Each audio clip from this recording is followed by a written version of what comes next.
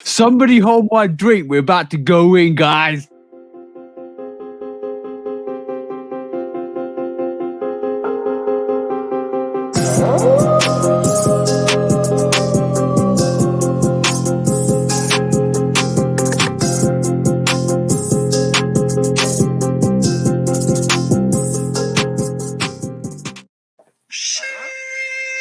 Hey, what is up? Episode 45. We're back at the same time every Tuesday, 6 p.m. GMT, 1 p.m. EST. This is the bro, 808 Kicks ATL, and myself, Love Kick Customs. Remember what we say at the start of the show. Please do like, please do follow, please do subscribe to all of our channels. That's YouTube, that's Instagram, that's TikTok, that is everywhere you can find us, everywhere we are segmented on social media. Come and find us, come and chat to us, come have a discussion, have a debate, have a conversation.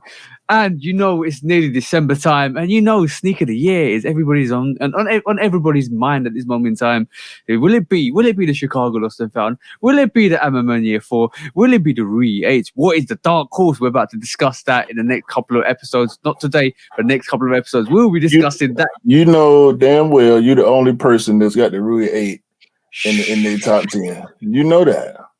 I ain't got it. I tried for it. I ain't hit for it. So honestly, if I did hit, it probably would be in my top 10 this year. I'm gonna do what McDonald's do. I'm loving it. But yeah, bro, you know, I only do shoes that are in my possession. If I was doing just releases in general that I didn't have, my list would be a whole lot different than it's gonna be. Oh yeah, but bro, you know there's some special nominations there that I need to put on there that probably be my top 10. Just like the Rebellionaire that the bro reached out and got me and shipped over to me to the UK because that was a difficult comp. And just like the Chicago Lost and Found, that will be up there. That'll probably be up there because they'll copy me that. You know what? Assists are more important to me because they have a whole lot of meaning to me because basically it's when the bros reached out and actually helped me out. And I was able to cop such an amazing sneaker, bro. Like both of those pairs are amazingly special to me. Rebellionaire is definitely in my top 10. I know a lot of people probably won't have it. A lot of people probably forgot about the Rebellionaire because of course they did. It quote unquote bricked if we talking resale terms. By the way, shout out to my partner Mike, who actually I grew up with. That I did not realize who he was. He got in touch with me on Thanksgiving Day, actually, and made me remember a guy that I wasn't really too close to growing up, but we had a real good long sneaker life conversation. So shout out to Mike, man, Mike Russell, big RC guy too. He got the RC game is crazy, bro. Just like the sneaker game, bro. The RC game is another niche culture that I didn't know too much about, but I understand the seriousness. If I wasn't picking up sneakers, I'll be picking up RCs. Let's just say that. I always had a passion for that. Yeah. But I never grew into something like sneakers did. But bro, like we will have like shout out to the bros, but we will have categories in the Shoe Dog podcast sneaker of the year because we're gonna make a whole event of it. We're gonna showcase the best OG of the year because this has been OG season. Let's get this right, bro. There's been some hella OGs this year, bro. OGs everywhere, from Air Trainers to basically Jordans to basically everything you can think of, bro. There's been OGs everywhere. But the Lost and Found is not an OG.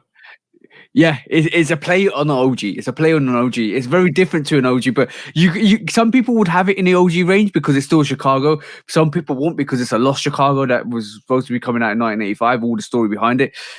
I'm gonna say it's an OG. I'm gonna say it's a nice reimagination version of the OG. It's an OG colorway, but it's not an OG design OG sneaker. Exactly that. But we will have that. We'll have that discussion.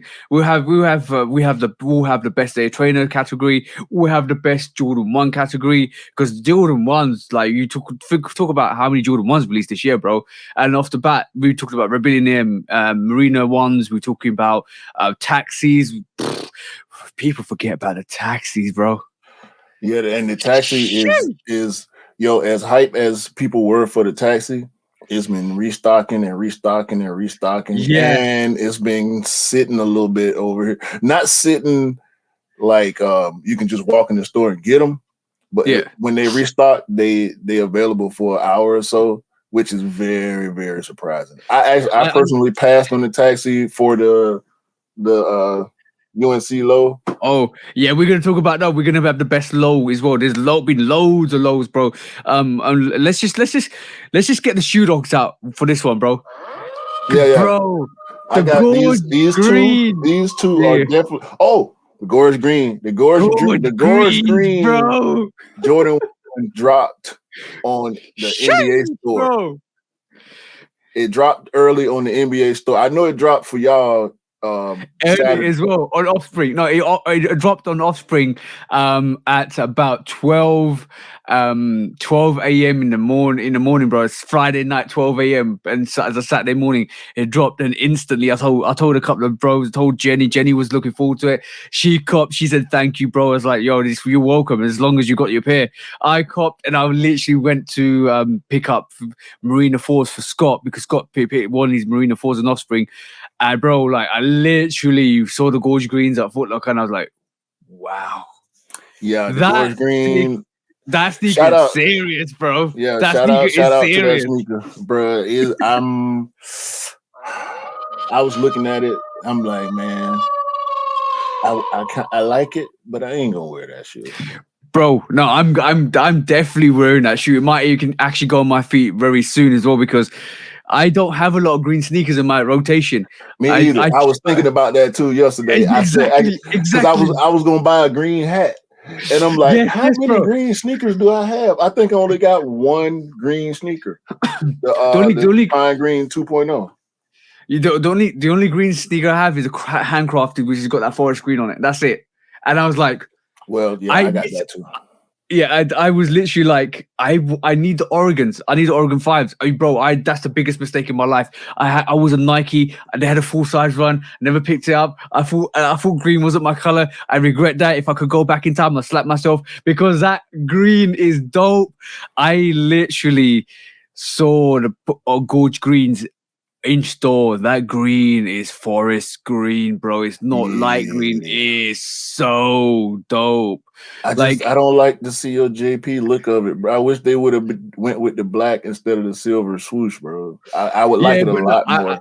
I kind of agree with you, but I don't agree with you as well, because part of me wants that black swoosh. Part of me is loving that silver swoosh, because it goes with the Bordeaux, it goes with the Midnight Navies, it goes with the silver COJPs, it goes with the biohacks, and now it also goes with the Gorge Greens. That picture is coming, bro. I'm going to pull those out and just do a banging picture, bro. I'm not even joking. If they would have did Chicago color blocking on it, I probably would have been in on it, because it would have been Pine Green 3.0. I would have been in on a Pine Green 3.0 colorway, but I'm gonna let that go to the people that want it. I ain't even. But watch out for the black toe Pine Greens coming next year, bro.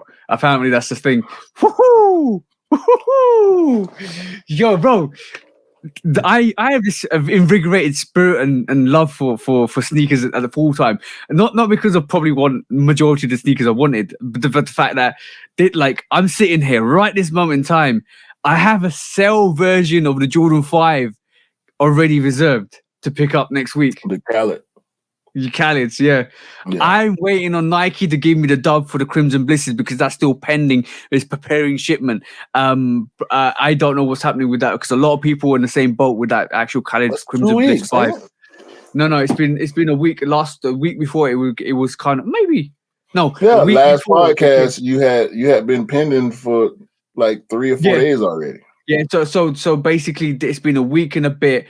And I'm just saying to everybody that's listened to this, if it's not been cancelled, they would have cancelled it already. If it's not been cancelled and they've actually sent you the delay email, it's coming. It's coming. And I'm pretty sure as soon as they stock that on the sneakers app tomorrow, all the sizes will be gone instantly, because they're basically pre-reserved for the people that have ordered it already for that drop. Exactly. Or when it comes out, he's probably going to say purchased already. But I'm going to go in. I'm just going to go in because I don't know if I want it or not. Don't know if we're going to get it or not. I'm still going to go in because I'm like, all right, cool. If I cop 2 of those Crimson Blisters, I give it to somebody that actually wants it, or I'll send it back, or I'll leave it there to trade it for something for another sneaker. But bro, by the end of this week, next podcast, I might be pulling out the Gorge Greens and the Khaled 5s, both of them, bro. That's a dope full-time cop. Yeah, I've been telling y'all I'm done for the year. Let's see how that work out. let's just see how that work out. But hold on, 2 seconds before we move on, right? I just want to say, there's no love for these Jordan 5 Khaleds, bro. They literally. Look, let's not even talk about the resale. The resale for the Crimson Blisters is nothing, bro. When it's not even dropped. It's like $30-$40 over or something like that. Exactly. There's no hype, bro. And I can see this sneaker. I don't know the States because the States will sell out. I can see this sneaker sitting or hanging around in the UK and the EU. I don't think there's love for this. I don't think there's love for this sneaker, but it's good because anybody that loves 5s, they can go pick up the sneaker. Because when I saw the MM Year 4s, and bro, you've got the MM Year 4s. Yo, shout out to the inner lining to that. Shout out to the insole to that. Damn, bro. That is aggressive. My wife was just looking at it for the first time up close a little while ago. And yeah, she was impressed. That was aggressive. That was proper aggressive. My 2 goals for next year, and my 3 goals for next year, right, is copying the MM Year 3, MM Year 4, and then the DB5s. That's my three goals for next year. Those 3 sneakers on my hit list next year to cop. But bro, like all I'm saying is, I'm waiting for this Khaled 5s because that insole looks crazy. And if he's done anything like the MM Year 4 with that actual, like, not the lining, the insole itself, we got a situation because that's super comfortable, bro. And 5s are comfortable. Yeah, that Armor Year 4 on feet is definitely different. It's a different feel. I was talking with Scott about it prior to him copping his pair, and yeah, when I did the on feet, I ain't wore them out yet, but when I did the on feet for my review, it was different, bro. Like when I put my foot in it, I don't own a sneaker that feel like that. Pillows on your feet, bro. Pillows on your feet. It's like putting your foot inside a Cadillac. You know round of applause. Round of applause for Nike. Stitch, as Pimp C would say, RP Pimp C all the time. Yeah. But round of applause for Nike for that release. That was dope, bro. That was super dope. Yeah. So this week we only got a few quick strikes because I think the 3 or 4 stories I think we need to talk about at length a little bit. So let's get started with something that I had saw previously. I believe I saw it previously, but it resurfaced. And I think we talked about this before, but I wanted to talk about it again quickly. Oh, is this the shoe dog, the dog to sneaker replacement? That's official shoe dog, bro. Yeah. This guy, so the guy wearing the blue hero shirt, traded a full-bred German Shepherd to the guy wearing the San Francisco jersey for a pair of Flint 13s. Oh, okay. And I'm having a hard time. I don't know if I would have did that. I don't know if I would have let that purebred German Shepherd is worth a lot more than a Flint 13, bro. A Flint 13 is probably about £300-400. Yeah, a purebred German Shepherd, 800, 900, something like that, bro. And depending on the lineage of the dog and the kennel that it came from, the history of the kennel, it could probably go up to 1,000. Maybe he's a dog breeder. Maybe he is actually a dog breeder, and he thought, you know what, I breed dogs for a living, and the value of the value of the dog is quite high. The value of having a Flint, in comparison, it might be a good trade for him personally because he's breeding dogs. Yeah, I agree with that. But on the flip side, owning a dog, unless you're a real dog person, owning a dog, it ain't a quick decision. You know what I'm saying? Yeah. So that a lot of thought have to go because it's like having a child. You got to take care of it. You got to spend time with it. You got to raise it. You got to train it. Of course. And it's money out your pocket on a bi-weekly basis, buying food, having the proper shelter for it, whether you're gonna send it to get trained or whatever the case is. Having a dog is truly having another member to your family. So shout out to these guys, man. I can't hate on it, but it was kind of weird to me. Like, you're gonna trade a live animal for a shoe, and the animal is arguably worth more than the shoe, plus the money that the dude gonna have to come out of pocket. But apparently he wanted the dogs. Yeah, shout. That's the original shoe dog, bro. That's the original shoe dog. And this dog, bro, this dog is adorable, man. Yeah. That should be our mascot, the shoe dog.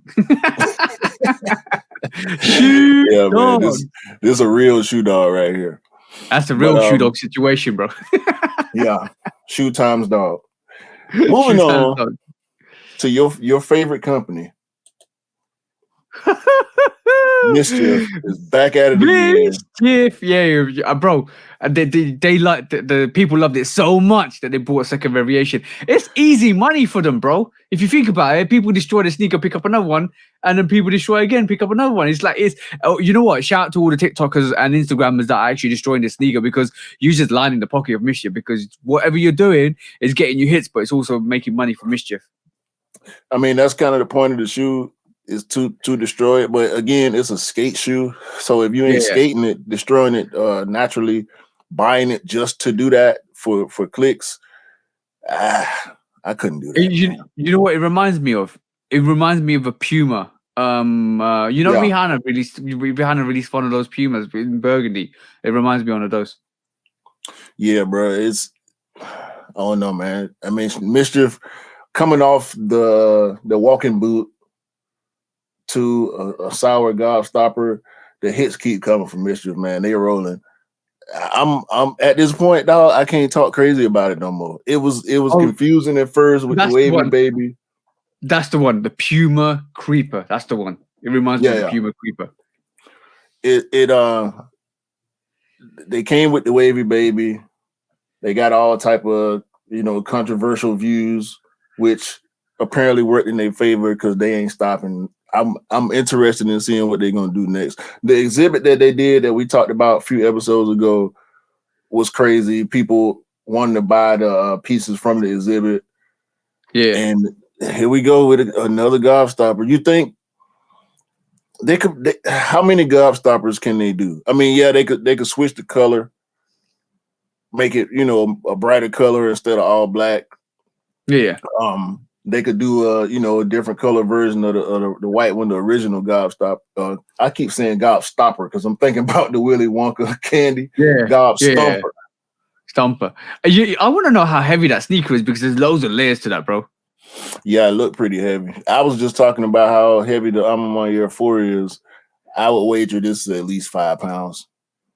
Yeah. He's got loads of layers. Even that midsole, he's got loads of layers to that, bro. It's gonna be thick. Yeah. It's gonna be I'm willing to bet this is at least 5 pounds, because it's already a chunky shoe, like skate shoes tend to be most of the time.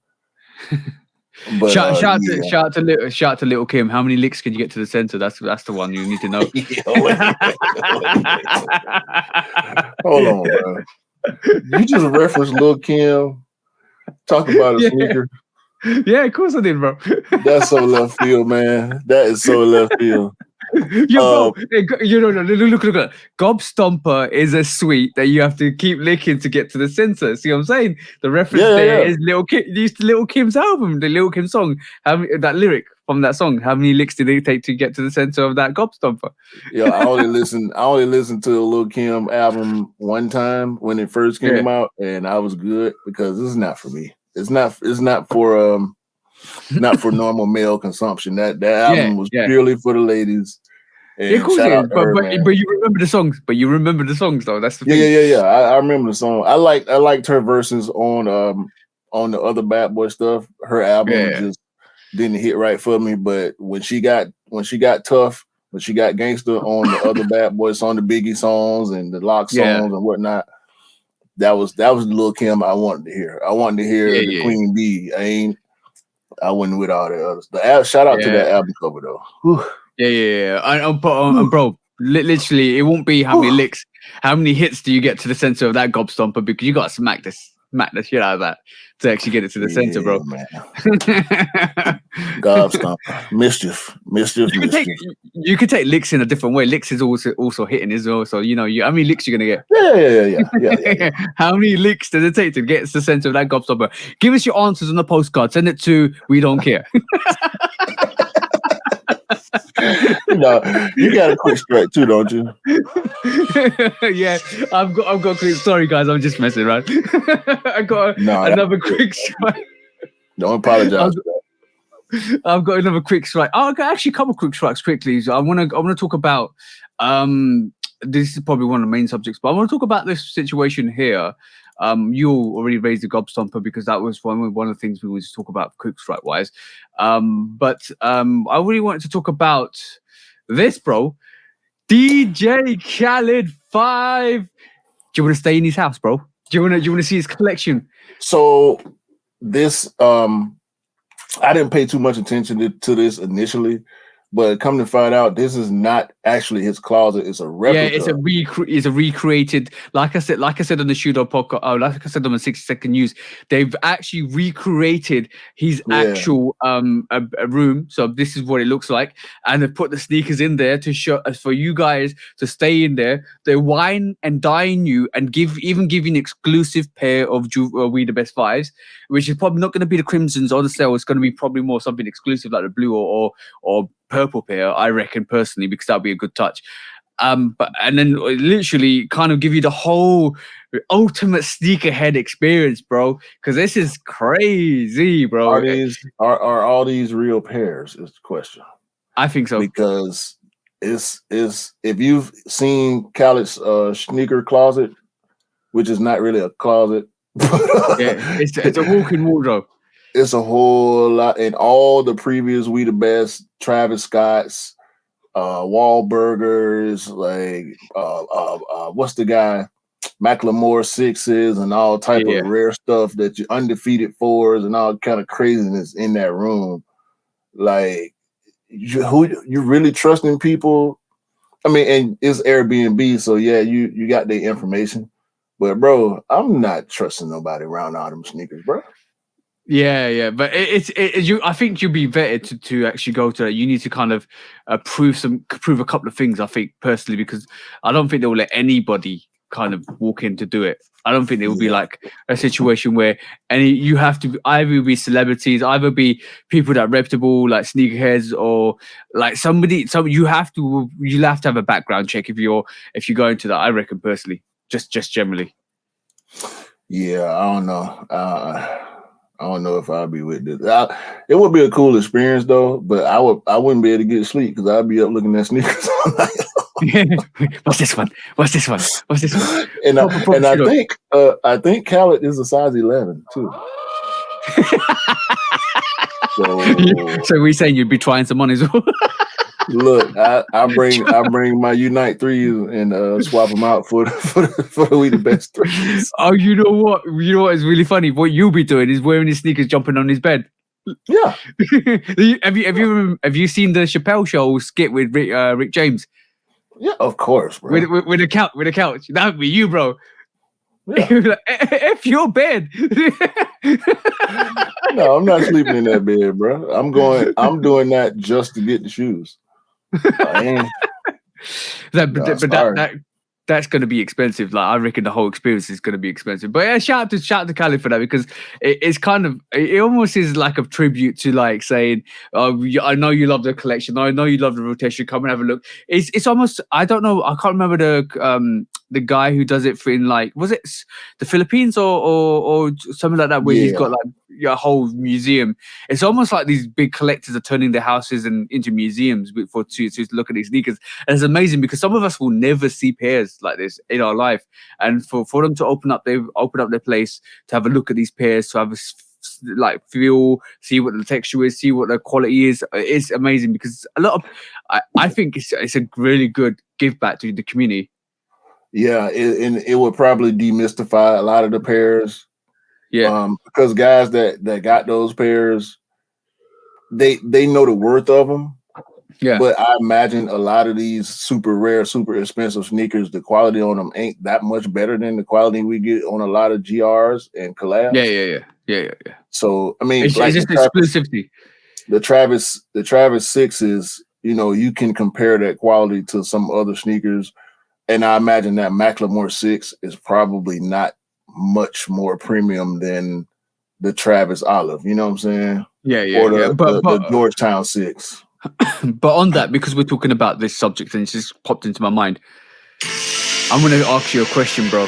This is Mythbusters, but this is not Mythbusters. It's a question for you, bro. This is Mythbuster music.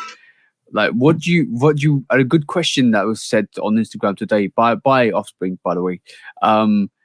What do you regard more, the exclusivity or more pairs being available? Neither really. I don't think those two things go together.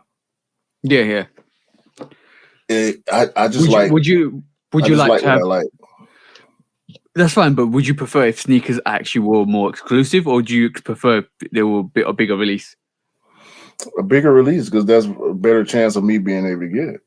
Yeah, but also other people seeing it and touching it and feeling it and actually kind of getting a real aspect to it. Because I think in general, not shouting out anybody, not kind of looking down on anybody or anything like that. It's never about that. But I feel like having a pair, a lot of people are drawn to exclusive sneakers. And then when they're drawn to exclusive sneakers, what you find is they go for those pairs because it's exclusive. And no cap, bro.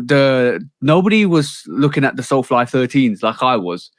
And then because me and 13s, the relationship me and 13s have, right? Because I will pick up every 13. The Soulfly 13s is dope. But I was quite interested to see a lot of people feeling those Soulfly 13s when they kind of came out recently, because a lot of people looking at the resale price and it was like 1,300, and I'm like, okay, cool. I see the price. I like these now, and they've never bought a 13 in their life. And I'm like, see, because Soulfly collabs tend to be a lot more limited than other collabs. Yeah. I would say, I think Soulfly collabs are more limited than Travis collabs. Yeah. I do feel this 13 is going to be more available. Because I like it. I like it. I just for the fact that it's got that. I like it. I like the tongue on it. I need to see the tongue itself. The inner line looks a bit different as well. It's totally different. It's a different vibe to the 13. I like the baby blue on it as well, and like the more of the offish whitish pear. It kind of reminds me of the UNC blue that we might get soon. So I do like it. I will try for it because obviously I'm a 13 guy. I will wear it because I think it's a dope pair. But yeah, it's very interesting to see a lot of people that weren't feeling, a lot of people that haven't picked up a Jordan 4 either have picked up the MM 4. So it's really interesting to see how that actually moves. And I would say the easiest way to kind of gather whether you like a silhouette or not is basically make it a mass release. If they made like all these collaborations a mass release, like the Khaled 5s, a lot of people are not feeling the Khaled 5s, and a lot of people don't pick up Jordan 5s, but because the Khaled 5s are more readily available, not a lot of people are going for these Khaled 5s because it's been left to the truest. I'd like to see more of that because it gives a true representation of what kind of sneakerhead you are. Because like, do you like the sneaker because it's a sneaker? Or do you like the sneaker because it's exclusive and it's quite expensive? And I want to kind of work out what your kind of mid ground is, and it's interesting to see how people actually maneuver as well. Yeah, I'm kind of in the middle on that. Like I don't care for exclusivity when it comes to whether or not I'm gonna buy something. I have to actually like the shoe. I'm not going for the Soulfly 13 for myself. I will probably be trying for you since I know you want it, and I know you put your shoes on toe. But on that note, I've been seeing a lot of resellers posting I'm on my Air 4s and Lost and Founds, and it pisses me off every time I see it. I'm seeing resale shops with 8 pairs of I'm on my Air 4s. and I hate it, bro. Like that's these people. Like when you get a shoe like that, and the only reason you're going for it is to flip it. Yeah. Especially with the way that Amon tell stories and send messages with the releases. The fact that people can, I mean, and it's not going to stop. I understand at this point is a part of the game, but I'm never going to like it. I didn't go for Union 4s because I didn't like any of the Union 4. Well, I went for the Guava. That's the only one that I went for because that's the only one that I really like. The rest of them, like, I just can't do it, bro. Name a 13 and I'll pull it out. That's what I'm saying. Name a 13 and I will pull it out. I will pull out the Hugo Games. I will pull out the Red Flints. I'll pull out the Del Sols. I will pull out the French Blues. I will pull out the alternate 13s. I will pull out any 13. If I've got it, I will pull it out. I have got them in my rotation because that's how much I love 13s. What's the black blue variation that came out with the 13? I can't remember now. The Royal. The Royal, yeah, bro. The cool purple 13s. I'll pull it out. I will pull it out. I've got it. I'll pull it out. The moment I got rid of my red Flints, I got the OG Flint. He got game. The Royal, the Black Gem Red, which is not the reverse He Got game. I hate when people call it that. But people don't care about that sneaker anyway. But I think I only got four or five. Oh, the Del Sol. So I got 5. Del Sol. Del Sol's a fire. The only one I didn't pick up recently was the Starfish 13s because I didn't like the Starfish 13 color. I got rid of the Starfish, the Lucky Green, and the Red Flint. Yeah. So from the, I don't think I picked up Lucky Green either because, like I said, I'm only feeling greens recently. I'm only starting to fly kind of into that getting into that green vibe.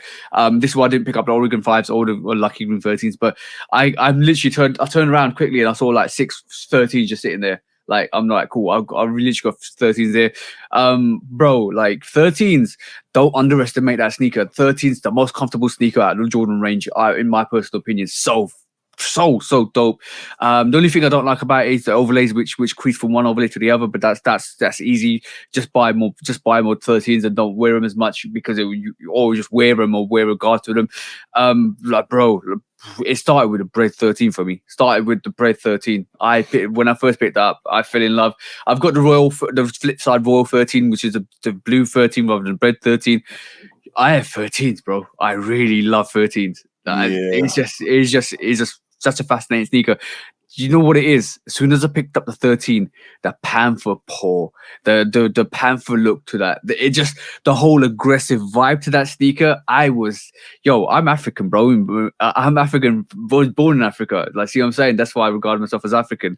Anything to do with nature, the zebras, the Panther 13s, I'm down. You got me locked in. Give me the key. I lock that lion, uncage that lion, bro. That's what I'm saying. Yeah, just like the black cat, the Jordan Black Cat, I actually like, but by the time I came around to it, they were gone. And they're not expensive on the aftermarket, but I still didn't go for them. Bring me the UNC 13s, which are coming out.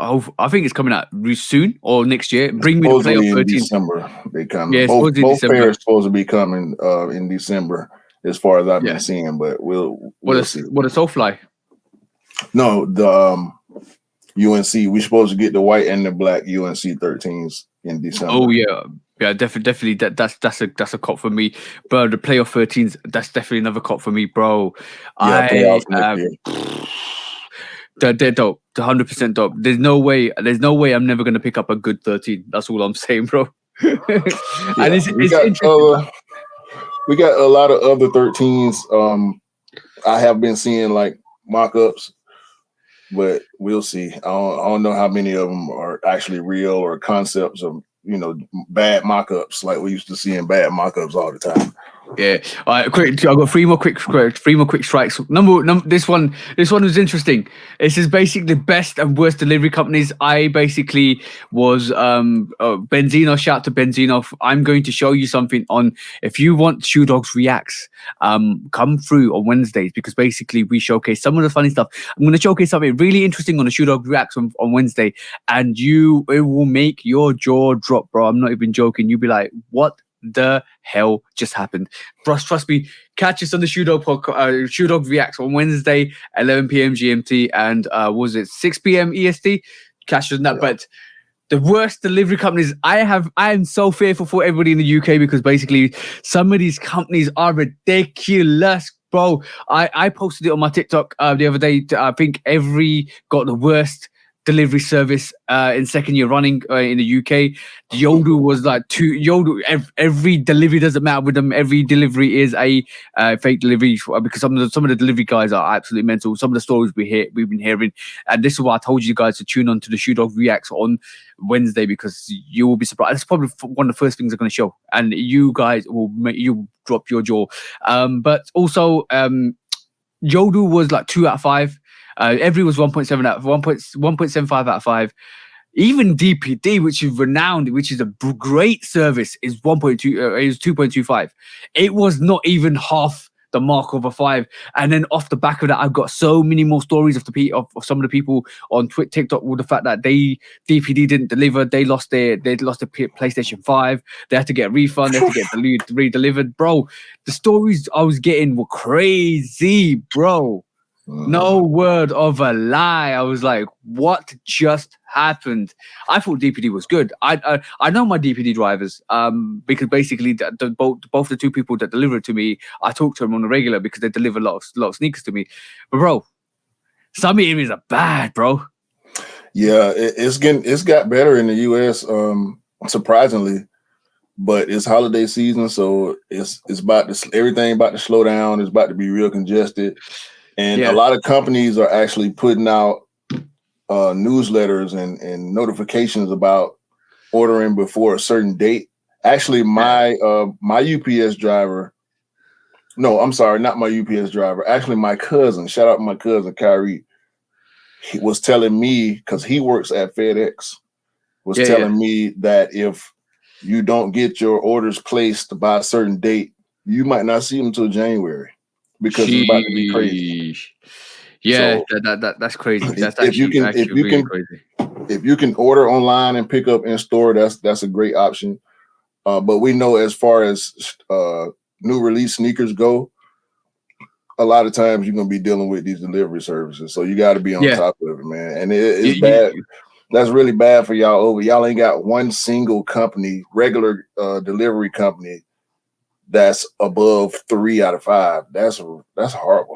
The only thing is, I think Royal Mail was pretty decent. Royal Mail was pretty decent in terms of getting your packages, but anybody else, you're risking it. Even DPD, which I thought was a really good company, it doesn't look like they are at the moment. So just keep on track. Make sure you know what's happening with your deliveries. Make sure you know your local delivery driver. If I've got to know them, and I know some of them are decent. And I don't think there's a problem in my area. Hopefully, touch wood at the moment. But like, let's just see what happens going forwards. But yeah, it's risky out here, bro. It's definitely risky out here.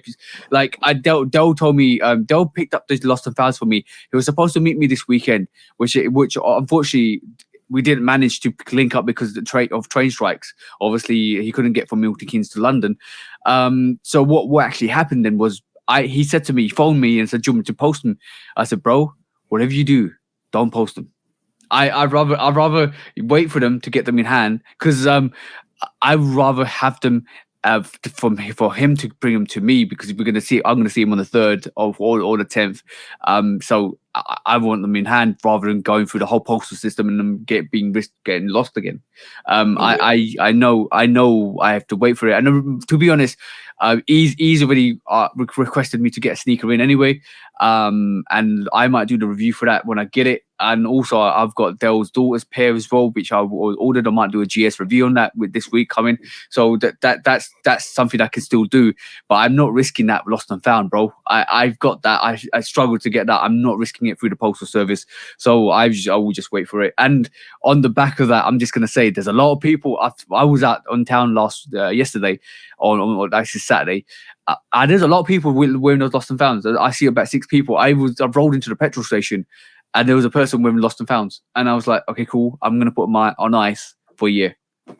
Instantly. Yeah, I can't say a year, but I might wait till my birthday or something. Yeah, exactly. But that's almost a year. Like, I know I'm just gonna say, look, you wait there. I'll come back when nobody else is rocking you and forgotten about you, because basically it makes it a bit more special. And this is going back to the exclusivity thing. If you fear that everybody's gonna rock the sneaker, I would say basically, what you do then is you put them away for a little while, let everybody rock them, and break them down and whatever they want to do with them, and then you bring them back out. You don't, like all the pairs that I have, that I know a lot of people will also have.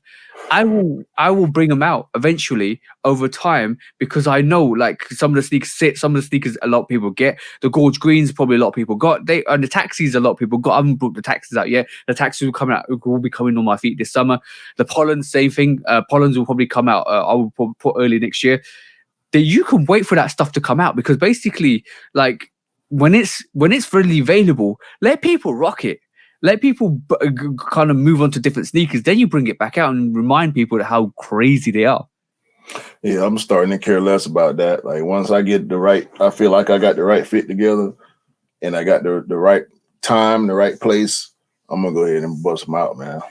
Exactly. Certain stuff I'm just not gonna wait on. I'm just planning. Once the plans come all the way together like I want it, it's time. Yep. But also moving on quickly for another two quick strikes. Let's just give a shout out to your manager, bro, the US manager. What was his name? Greg Dripholter. I have so much trouble with his last name.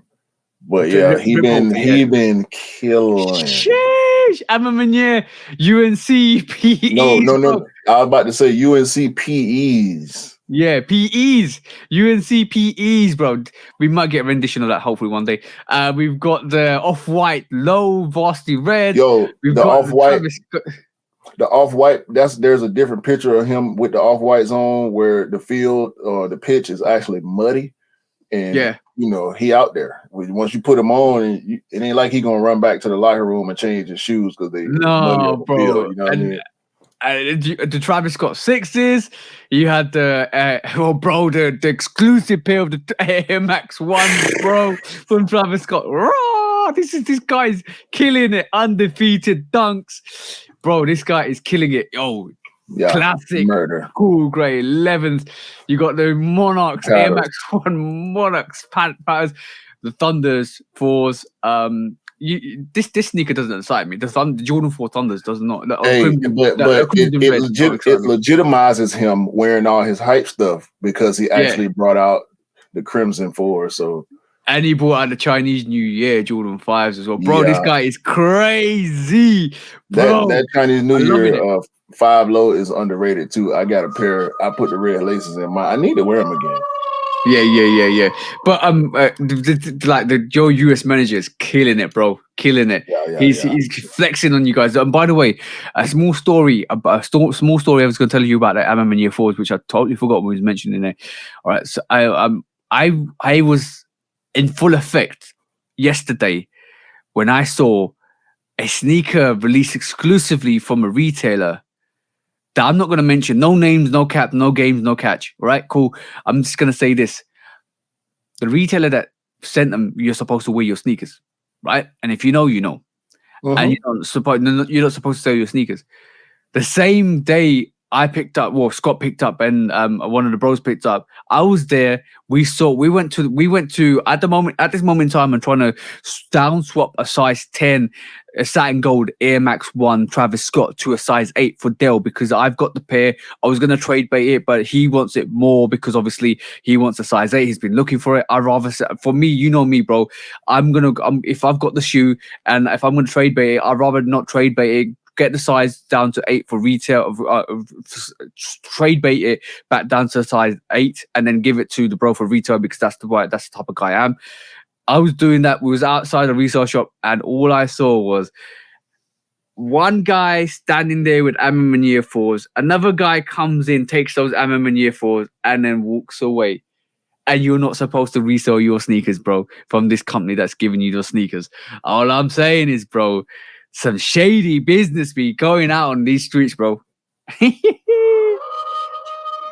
is what it is, man. It is what it is. But yeah, that's the story. Last quick strike. I know we were hanging on to the quick strike. We have an entertaining time at the moment. We're talking about all these other things. Quick strike. Run the jewels, bro. Run the jewels. Dunk. What do you think, bro? I don't like the shoe, but I'm happy for Mike and LP. Shout out to Killer Mike. Always shout out to Killer Mike. Atlanta native, Atlanta representative, super duper MC. I mean, influencer, a very big influencer. And for those that don't know, no. Let's not put influencer on Killer Mike. No, I'm talking about in the music scene. He's influenced a lot of people in the rap game. I'll go with that. Yeah, but Killer Mike is not social influencer. I'm talking about a real influencer, real life, almost like a rap god influencer in the scene as well. Yeah, and he basically is very, very big out here. Big entrepreneur. He's heavy in the political space, the local political space in Atlanta and the surrounding cities. So I'm really excited for him and his partner LP that make up the group Run the Jewels. And the Dubrays are actually doing the Run the Jewels logo. And LP's pair is a low. I seen there's two pairs of this. Not this is a high and a low as well. This is Mike's pair. LP's pair is a low with the blue and I can't remember what the other color, but it's a mainly blue colorway. I mean, I don't like it, but I love it for Run the Jewels. Well, yeah, exactly. I think for what it means, there you go. There it is. Blue and pink. That's blue and pink. I think what for the meaning and for the concept of it's dope. 100% dope. Yeah, man. Shout out to Run the Jewels, man. If y'all don't know who Run the Jewels is, y'all need to check out Run the Jewels. Check out Killer Mike. Check out LP. Yep. LP is a great producer as well, which is the reason why they became a group, is because Mike was looking for new producers. Somebody recommended LP to him, and they became brothers instantly. Like in their first session, they became the best of friends, and they formed Run the Jewels, and they've been killing ever since, man. So I'm super excited for them to get this collab, and hopefully we'll see more collabs for Run the Jewels with Nike in the future, because I'm waiting on a colorway that I'm gonna actually wear. Yeah. I would love to have a Run the Jewel, because Killer Mike is a big sneakerhead. He don't really appear in the sneaker space because other things are more important to him. Political things. I've seen some of his documentaries on the political scene. They're dope. They're absolutely dope. Yeah, but Killer Mike is a big sneakerhead, and he'll often. I think he probably found his plug now, but I know a while back he was looking for a pair, and he's a size 14, and we know how difficult 14s are because Mike is a big guy. I actually quick story. So we were at my wife and I were at the Big 3 game in 2019. The Big 3 is Ice Cube's 3-on-3 basketball league. Yeah. It came to Atlanta in 2019. My wife and I went to a game, and Mike was there. And we were pretty close to the front, like not on the floor, but we were like the first row up from the floor seats. And Mike was down on the floor, and he was walking and having conversations with people. And something happened during the game, and I made a comment loudly. And Mike was like right in front of the rail, and I said something, and he turned around and started laughing at what I said, bro. I'm like, yeah, I made Killer Mike laugh. I can go home now. Sure. Killer Mike is from the West Side. I'm from the West Side. That's part of the reason why I love him so much, because he represents my home city, my home side of town. So yeah, I'm super excited for them, and these gonna sell out real fast. The SBs, we already know how SBs do. SBs are going to sell out real fast. I want to see more from Run the Jewels in the future, man. Nike, please lock up a contract with Run the Jewels, so Killer Mike and LP can give us more heat, man. And if we get 2 versions of everything they do, it's gonna be dope. Oh yeah, 100%, bro. That was our quick strike round. Now let's go into the main subjects. Let's do a deep dive. You know, this is we come out the shallow pool. Now we're gonna go into the deep end of this of the sneaker. So we're talking about shipping, right? Yeah, let's talk about shipping, bro. What would you do if your lost and founds came like this? What can you do, bro? Tell me what you can do. I'm putting this. Look at this, bro. Look at this. This looked like the delivery driver knew what was in the box and he was pissed because he couldn't get a pair, or he was pissed because he didn't want to risk trying to steal them, and he was smashed in the side of the box. Yeah, it was basically like, allow your sneakers, smack. Like he stepped on. He stood the box up. Bro, he stood the box up like this.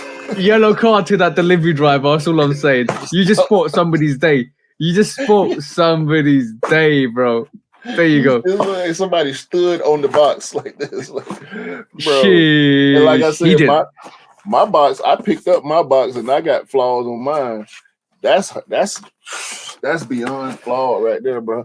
But the thing is, once you put your foot in there, after a while wearing it, you know, shoehorning it, not the shoehorn, because your lost and found should come with paper. If they do not come with paper, they're fake. Yeah, anything with a shoehorn nowadays, you'll see it's really funny, because anything with a shoe nowadays, it seems like it's fake now, because everything I've got recently is come with paper. It's come with my Air Force came with paper. Yeah, and you know why that is? There's a reason to that. This was the last sneaker that I bought that actually came with a shoe. Yeah, same here. The only thing this is their move to zero.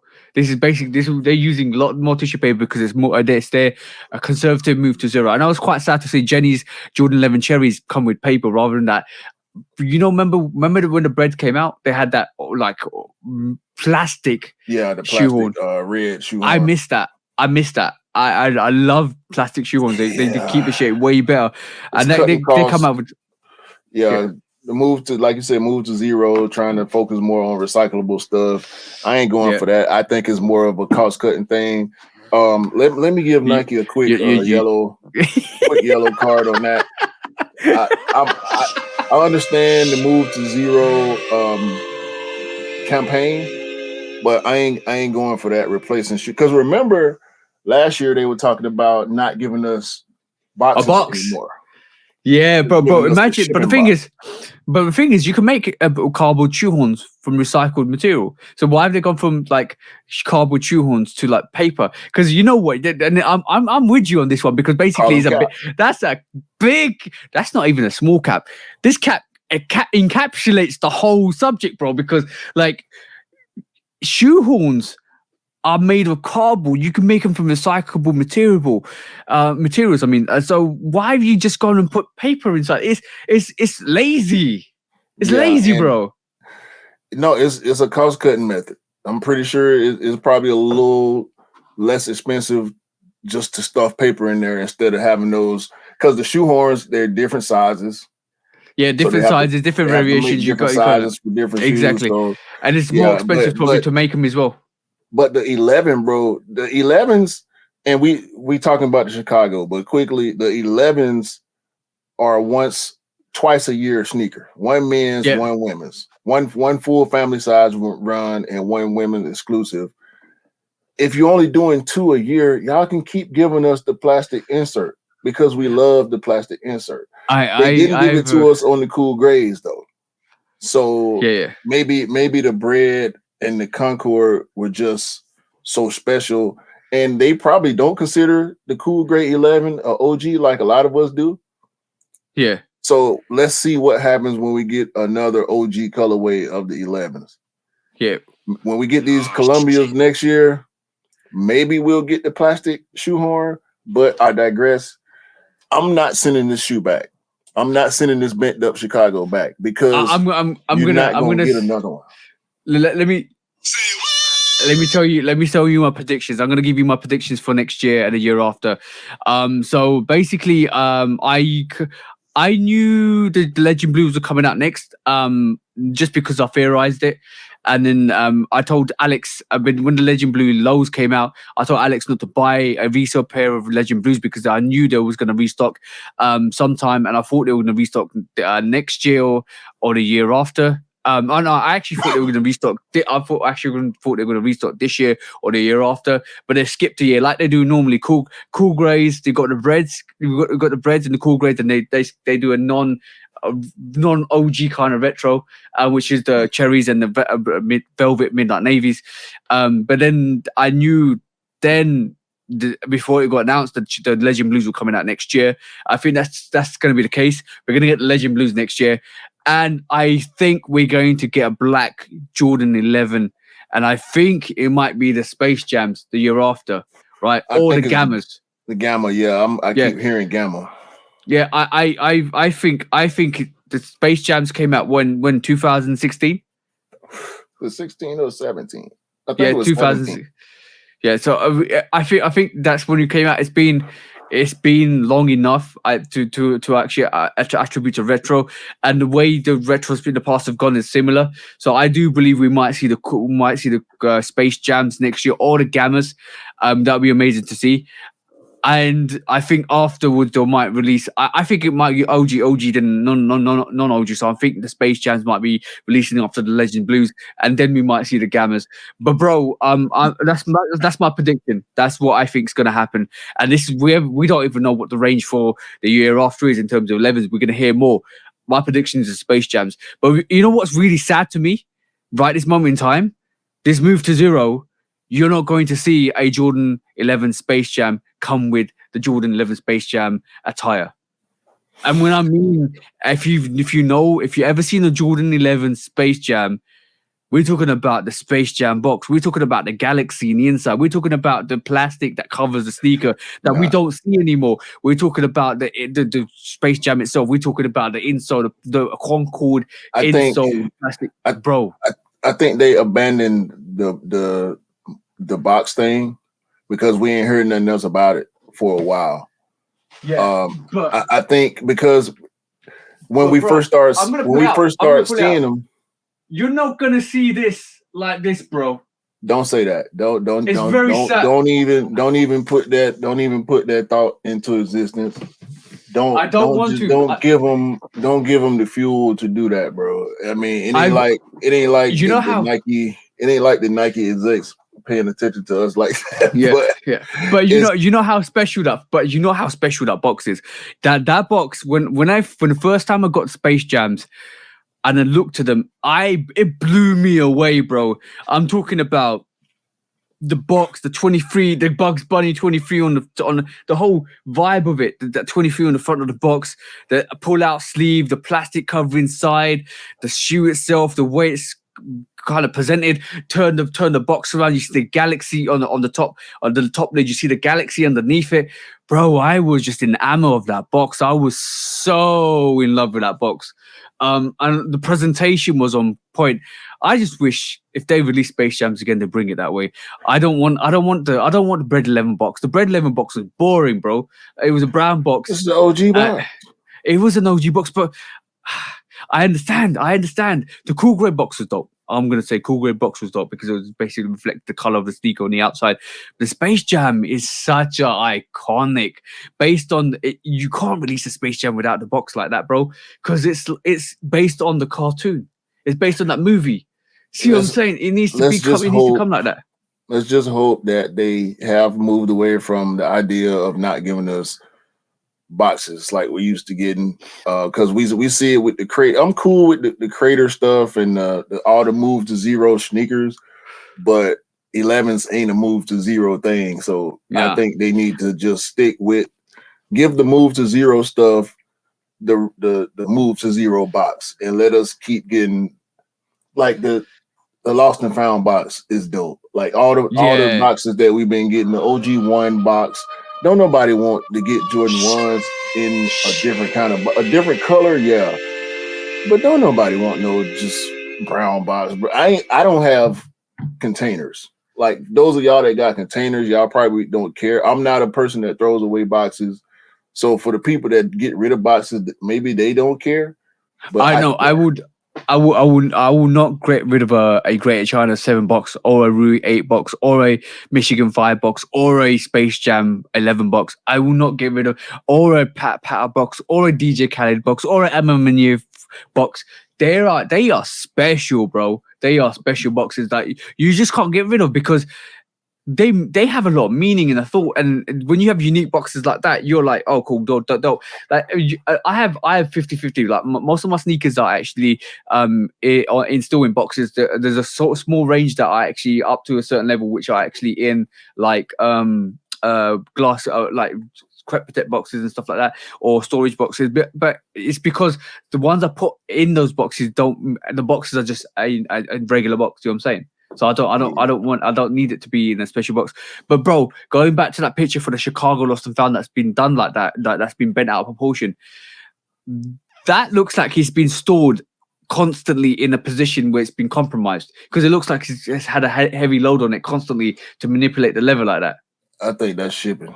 I think it was shipping. Maybe the truck got stacked wrong. Maybe the driver stepped on the box. I think the driver stepped on the box because it take a lot of force. Either something real heavy was awkwardly placed or stacked wrong in the truck, or that driver accidentally or maybe purposely stepped on it. But I'm keeping that shoe. I will. At least it didn't come out like this. Oh, bro. I was gonna say, I would normally say, for my sneaker news, I said, Houston, we have a problem. Nike, we have a problem. Bruh, this moldy, lost and found stuff, I feel the same way about this as I feel about that bent up sneaker. And rumor has it, I didn't do much research on it, to be honest, but rumor has it that Nike has issued a statement, send the shoes back and we'll send you. Nope. I don't trust that. Y'all know how I feel about Nike. The statement, sorry, just to clarify before you move on, bro. The statement says that we have enough pairs. Basically, send us a shoe back, call the exclusive center. So you have got to just open up an exclusive center for you to call back, and they'll send you up another pair, and then you can replace those moldy pairs. But I heard that's not. I heard a couple of theories, and I've been checking this out. That's not mold. That's the application on the actual outsole that's actually appeared on there. I've seen different variations. I've seen green variations. That potentially could be mold. I've seen people wipe that away and it's never come back. Yes. Why is it only on the black though? It's not on the swoosh. It's not on the red leather. I don't know, bro. It's not on the white leather. That's mold, bro. I know what mold look like. You leave a biscuit out for too long. And a biscuit, not a cookie for the UK people. I'm talking about bread, a bun, a roll, or you know. And this is what mold looks like. A crumpet. I don't know what a crumpet is. you need to know what a crumpet is, bro. This is the main picture that we've been seeing most. This is the first picture that we saw. By the way, I think that's photoshopped. Yeah, I think this is cap. It looks cap because on this one, it's all on the red and all on the black. But other pictures that we've been seeing, like this picture, this looks legit. Mold on the inside as well. Oh, so, I heard a lot of people say it's not mold. I heard a lot of people say it's the powdery outsole that's on the actual sneaker that's actually been transferred. I've seen a lot. I don't know. I want to see one in hand. If I do see one in hand, to see if it's mold or not. Bro, that's horrible, bro. That looks like mold. That looks like mold. That's mold. What damn conditions do they keep these sneakers in, bro? But it's just on the black. I don't understand. Do you think it's because of the paint application? I don't, bro. I do believe it's mold. Thankfully, my pair, a lot of people's pairs didn't come out like this. Yeah, but do you think it's I have two questions. Do you think it's just because of the way the paint application of the black is that's causing that mold? And it's unprotected. It's a bit more raw because it's of the way it is. Because like let me just pull out Dell's daughter's pair, right? Basically the if you zoom into this, bro, the leather on this it's all crackled, right? But it feels like there may be some exposure to the under sneaker. See what I'm saying? The under leather to this. I don't know, man. Mine don't. I ain't got no type of nothing on mine. So maybe, I don't know, maybe that it's kind of interesting to see that. But also then the question is, if it's not moldy now, will it get moldy? Will it get moldy? Well, if it does, I still don't care. We know And secondly, when ones sit, it's something about the coat that they put on ones. You'll get a light film on top of the. That's because of the paper that you leave in the box as well. Because basically, what it does is when the paper degrades, it kind of transfers it onto the one paper. So if I were you, is if you got ones and you're worried about that, they wipe off. By the way, it does wipe off. If you got ones and you worry, if you got ones and you worry about that, mate, just take the paper out and then you'll be fine. But yeah, it's interesting to see, bro. It's definitely interesting to see that we're having these issues with these pairs. I would recommend that people that have got Jordan 1s and people that just generally pick up sneakers, if you're worried about the condition of your sneakers and environment that they're kept, make sure you actually got something that takes the moisture out of your hair, like a dehumidifier or a decanter. What that ends up happening is, what allows you to do is actually take the moisture out of the air enough so that the mold spores don't kind of congregate. And what that actually then does is allows you to keep them stored. It's like keeping cigars. You keep cigars stored in a very damp place so that it can humidifier. Exactly. I've got a humidifier in this room. It's constantly on. It constantly keeps constantly keeps the percentage of moisture in the air about 45%. That's the ideal range to not allow mold spores to creep up. Anything above 60% moisture will allow for water particles in the air which actually settle. And then what happens is, with the water particles that settle, they kind of settle and start to allow bacteria to breed on them, and that's what the mold is. So make sure, if you've got sneakers and you're worried about the condition that they're kept, if they're kept in a garage or an outhouse or anything like that, put a dehumidifier in it. It allows you to take the moisture out of it, and make sure your dehumidifier actually got a control panel. It allows you to drop the percentage to about 45%. Anywhere between 40 to 50% is ideal. Anything more than that will take up too much moisture out. If you're not working like this, as my studio, if I'm working and the moisture is about 30%, it will dry out my eyes and it can actually make my eyes itchy. So because it's taking out the moisture out of your body as well. So just basically keep aware of what the moisture levels on your house is, and make sure you reduce as much moisture in the air to actually allow you to kind of prevent that mold from building up. So that's my recommendations. That's my tips for you guys if you're worried about mold spores on your sneakers. Yeah, it's a bad situation, man. Just a bad situation all around. Whatever the cause is, like TJ is saying, keeping the conditions in the room or a closet or wherever you keep your sneakers is ideal, just to keep bad stuff from happening anyway. But 100%. On to another one of your favorite companies is back in the news. Yo, I've heard so much speculation on this, bro. So by the way, I'm gonna say speculation because I don't want us to get sued up by Balenciaga. Man, but Balenciaga. bro, all I'm gonna say, I know, all I'm gonna say, bro, I told you it's a social experiment to push the boundaries. I told you this when they were giving us homeless sneakers. I told you this when they were doing stuff, just erratic stuff like this. The high-end brands are going through a social experiment with us to give us as much, I'm going to say BS, which is absolute bullshit, to see if they can sell it. They gave us those. You can call it social experimentation if you want to. These people are actually trying to make money off of everything that they produce. They're not making stuff for the sake of seeing how people react. I doubt they're making stuff for a reaction. They're not mischief. Mischief does stuff for reaction, but they also plan to profit and grow their brand off of what they're doing. This is what these high fashion brands do, bro. But it's not about what they made. What they made is bad enough. Let me get off of this, because this what is this? So Balenciaga files a $25 million lawsuit against the producer which is somebody they hired to do the advertising for this product line that they have, which is BDSM.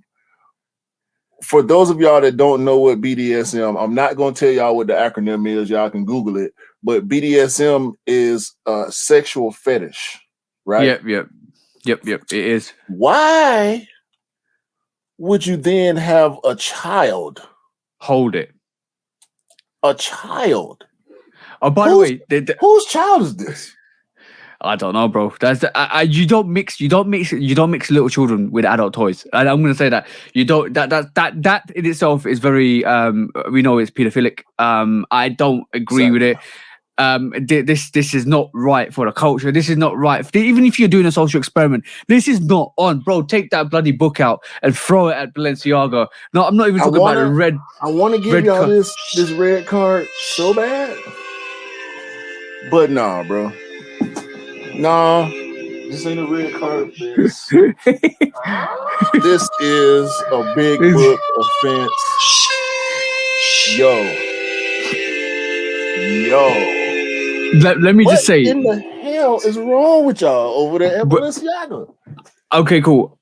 How it transpired to me was this. I'm going to say, from my perspective, assumptions were made, and I need to back this up, hopefully with some evidence, because there's a lot of accusations being thrown at Balenciaga at the moment and the designer at the moment, because they changed. They had the campaign, they changed it, they removed the little children from the campaign and blacked them out. And even when they blacked them out, there was a lot of evidence within the room showing susceptible information, showing cases where they've tagged big cases in pedophiles in the books, in the information, in the background, in like literally you can't look at some aspects of it and say, oh, if you did the research, if you didn't know, you didn't know. But if you did the research and actually typed into Google, you find out it's a big lawsuit case or a case against a pedophile or something like that.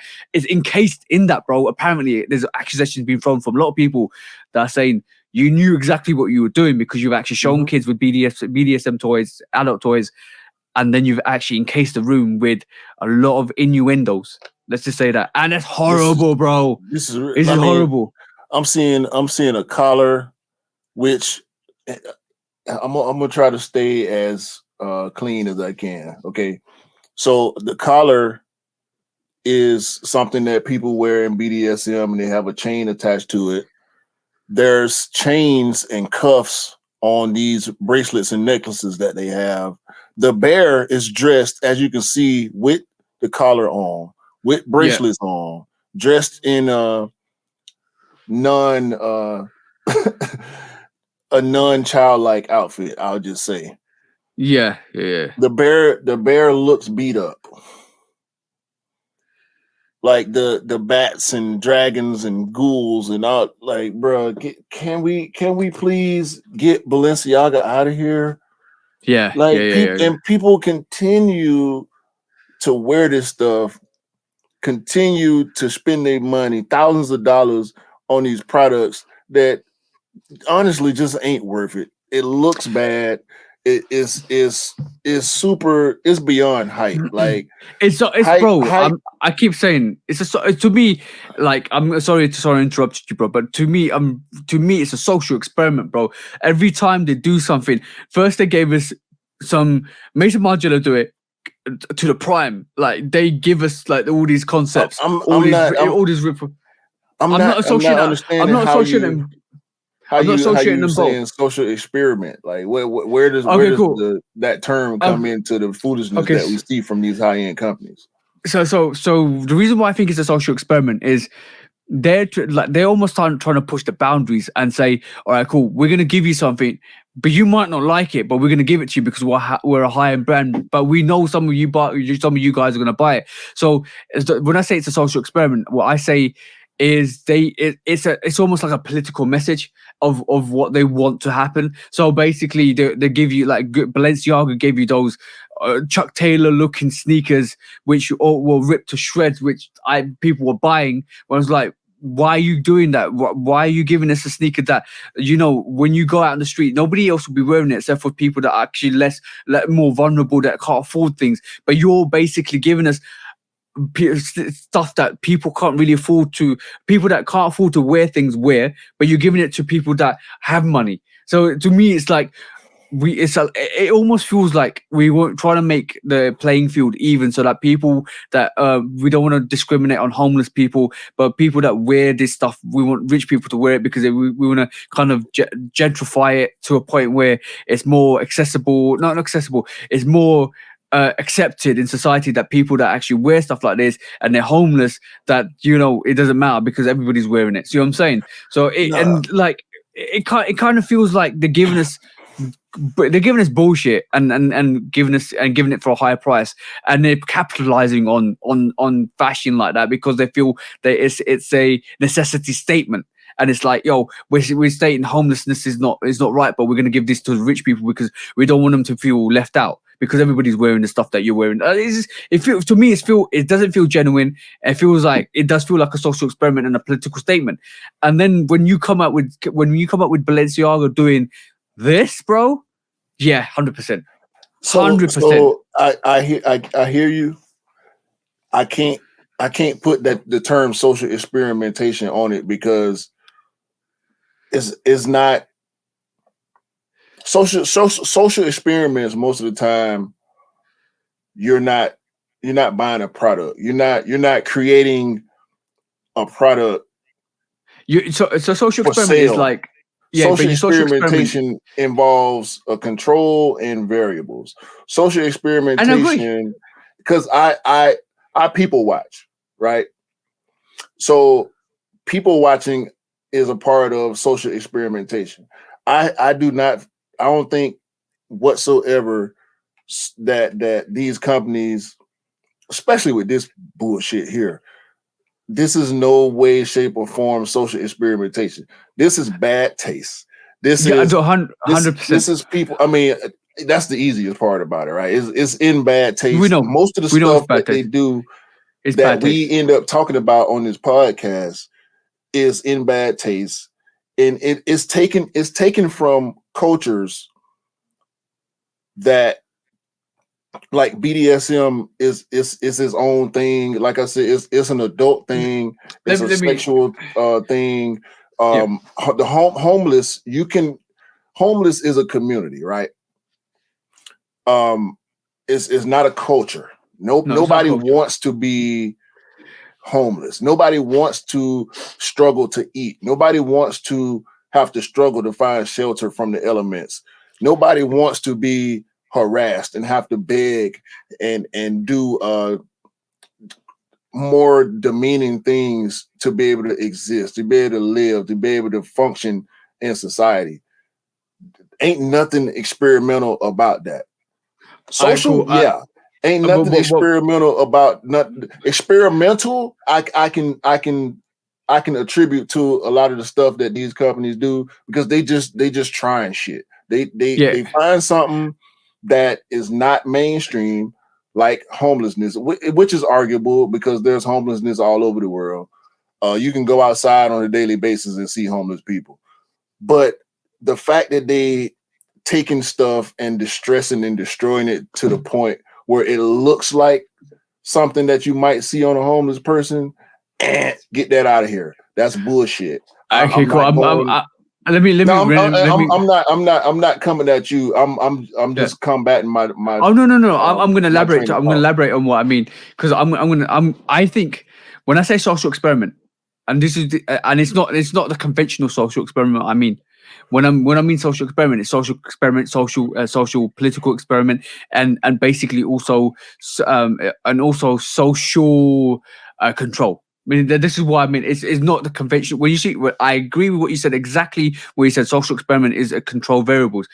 Now, when you look at the fashion industry over the years, and we're talking about the 80s, the 90s, the 2000s, these brands, like you can look at Vogue and you can look at all of that stuff. These brands have been controlling the ladies. These brands have been controlling what they think, how they should appear, how they should look, perception, and this is why I mean with social experiment and control is when you have these high-end brands telling you gotta be this size to be a runway model, you gotta be this size to be look gorgeous. This is what you have to exactly. So all of that is bullshit. But that's the control they have in the space they have it in. So we're talking about Hollywood.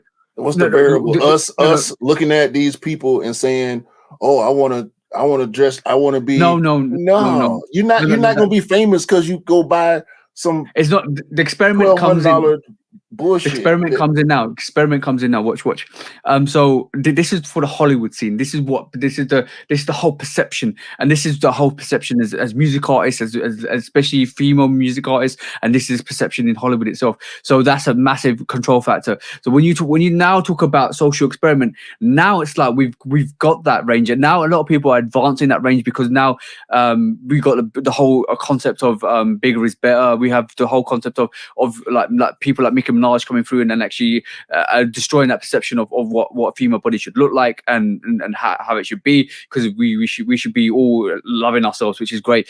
But now it's almost like, okay, cool, that didn't work out to what we wanted to. Let's move on to different factors. Let's move on to giving you sneakers like the experimentation of basically pushing the political agenda. That's what it is more and more now, and that's what it feels like to me more and more now. And we don't like to talk about politics at this moment in time because this is about sneakers, but it just feels like, for me, like I called it an experiment.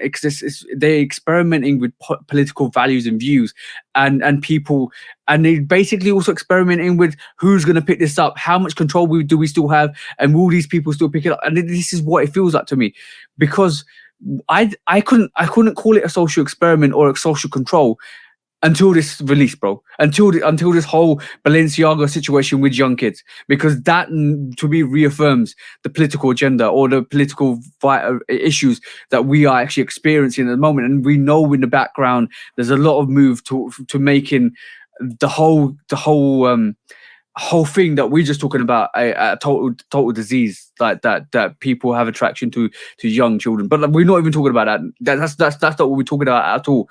What we're now talking about is Balenciaga doing this and trying to convey a message without conveying a message that's okay.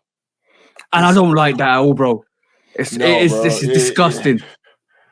Yo, this is like the low people that, if I was a customer of Balenciaga, this is a burn your sneakers situation right here. Oh, and I'm glad. You know what? This is the only situation I'm really glad to see people make a stand and burn Balenciaga merchandise. I'm happy I saw that. Like, what? Come on, you don't mess with people's children's.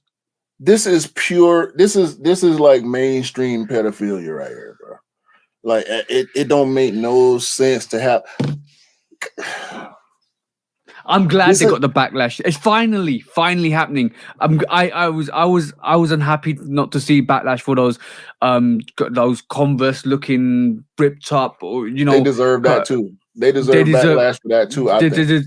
Yeah, and they got it from us, but they didn't get it in the mainstream. But how you gonna sue? And I get it. I get them. They should retract that campaign and burn it, bro. No, why is that even a thing still? They hired somebody to do some advertising for them. The person that came up with this dumbass idea to put a kid in an ad where this BDSM imagery is prevalent. Like, I mean, this ain't no rock and roll thing, right? We know the rock and roll culture. You know, they wear leather and spikes and chains and all that type. Yeah. This ain't that. Let's be clear. This is not that. Whatever the hell Balenciaga was going for with this, because we've seen grown women with fuzzy carpet and pink, and we know the golf culture. They do the chains and spikes and all that type of stuff. This ain't that, bro. Clearly, when I look at those ads, I see BDSM and I see a child. that's wrong on so many levels, bro. Yep. And for them, I'm not gonna shout them out because I don't think they deserve shout outs for anything they do. Just me personally. Yeah. The people that shot with them, y'all gotta stop, man. Y'all gotta stop, bro. It's not worth the clout chase, and I'm gonna say chase because it's every time I see somebody wearing them any of the stupid Balenciaga shoes, it's a face palm. Like, why, bro? You look like a fool, and you got you. I can't say enough. I can't say enough. It's unacceptable in society. It's unfortunately right this moment in time. There's a massive move to understand and accept a lot of things that aren't supposed to be understood or accepted. And and this is where I'm getting at in terms of why I think it's a social experiment. It's almost like it's almost like they're making stuff like this more acceptable by showcasing it more because they want to. And I'm not down for that. And sometimes it's not. Sometimes it's too much. Sometimes it's too much. Stuff like that. You can't accept everything, bro. Like I'm saying, horrendous stuff like this is not supposed to be accepted. It's not supposed to be part of the society. It needs to be eliminated, right? And there's many bro. There's too much. There's too much cases of over the years of stuff happening to little kids and stuff like that. And bro, it's not on. It's not on. And for them to do that, and for the designer to do that, and put all these innuendos in photos and pictures and stuff like that, yo, bro, that's an instant. They should burn that campaign and burn that merchandise, bro. Nobody's gonna buy that. It's tainted. It's tainted. I can't knock them for making it because we know they make all type of crazy stuff. And if they're making it for adults, because if we gonna condemn them for making this, then we got to condemn the whole porn industry, and we know that's not gonna happen. It's a part of life. Sex is a part of life, so of course, products are gonna be made and muvies, and it's the biggest industry in the world, to be honest with you. As far as regular consumers are concerned, porn is one of the biggest, most money making industries in the world. But for this idiot, whatever idiot put that kid in that ad, and the people around this idiot that didn't tell him he was an idiot and denounced this and tried their best to stop this, it's ridiculous, bro. There aren't enough negative adjectives in the dictionary for this right here, man. It's to me, the guy who did this made a political statement. Politics. He announced to the world that he a pedophile. That's what he did. You ain't gonna be able to convince me otherwise. What would compel you to put a kid in an ad with these products? It don't make sense, bro. This guy should be arrested for child pornography. Because that's what that is.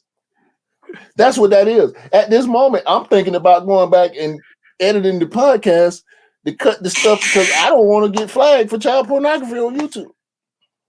Bro. Listen, whoever is reviewing the content on this video, please understand that we showed the pictures for context. ASMR. ASMR. I'm trying to get some ASMR. I'm trying to get some dirt off my mic. That was a bit of a sidebar, but yeah, all I'm basically saying. I'm saying is it's not on. They should scrap the whole campain. They should destroy the merchandise. They should get rid of all the pictures, and it should basically. But well, bro, do we blame Balenciaga for this, or the designer that actually came up with the concept for this, or the advert for this? Because basically, bro, all I'm saying is whoever did this, whoever the mind child for this is, whoever allowed it to kind of be aired, whoever kind of allowed it and thought it was acceptable, whoever or acceptable, they need to fire the whole team.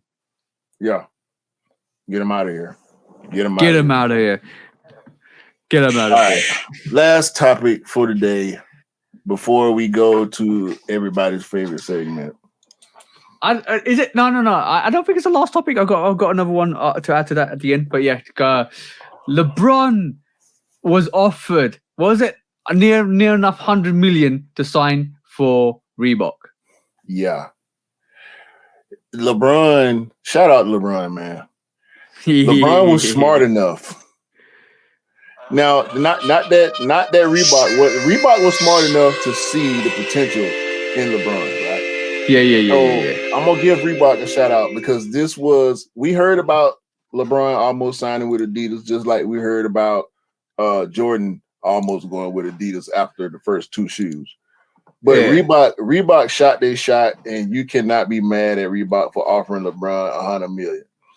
They probably didn't go as far as Nike went with some of the stipulations in the contract, which probably led to LeBron leaning towards Nike more anyway. But Reebok, in my opinion, didn't have the technology and the reputation that Nike had at the time. Which probably made it an easier decision because LeBron signed a huge NBA contract. He bet on himself with Nike, and it was the right move. But $100 million to join Reebok versus $90 million to join Nike, I'm going with Nike. Yeah, all right, cool. I've got a what if situation for you, bro. Oh shit. Here we go again. So basically, what would you think would have happened if you had signed for Reebok? Like, let's say let's fairize what Jordan did to Nike, right? Remember when 1984, 1985 when Nike was probably the Reebok of that time. Let's just say that. And then when Jordan came along and actually did what he did and propelled Nike into the status they are, would that ever happen? Would you see the same scenario if Reebok had got LeBron? Like I'm talking like, do you think that would have propelled their status? Would there have been a resurgence? What do you think, bro? I don't think so. I think LeBron Reeboks would have been a lot less relevant than Nike. Now, LeBron, the athlete, LeBron James would have still done what he did, I think. I do think footwear is a small portion of the ability for the athlete. An athlete succeed in their given sport. But I don't think a LeBron Reebok would have done much because we can look at Allen Iverson as a prime example. Allen Iverson is a huge star.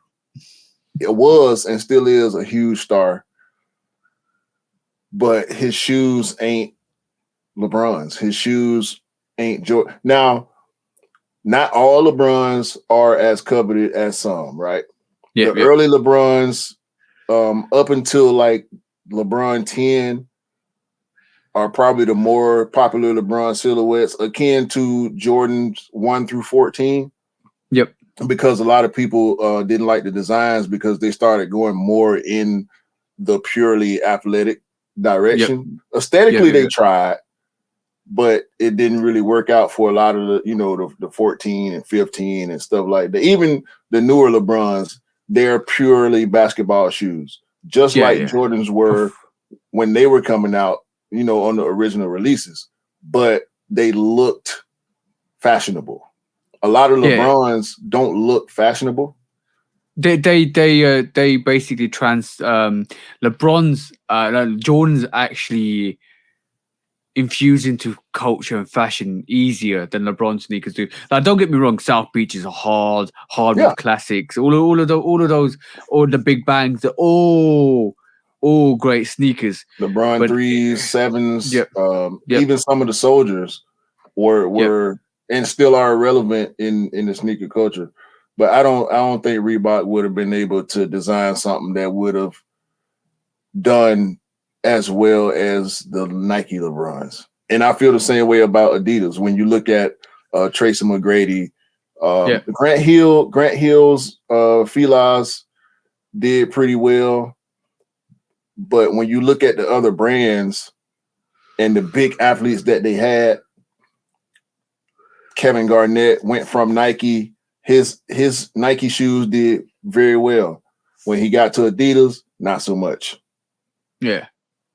And I mean, when we talk about Reebok, when it comes to professional athletes, we talk about Iverson and Shaq, and that's it.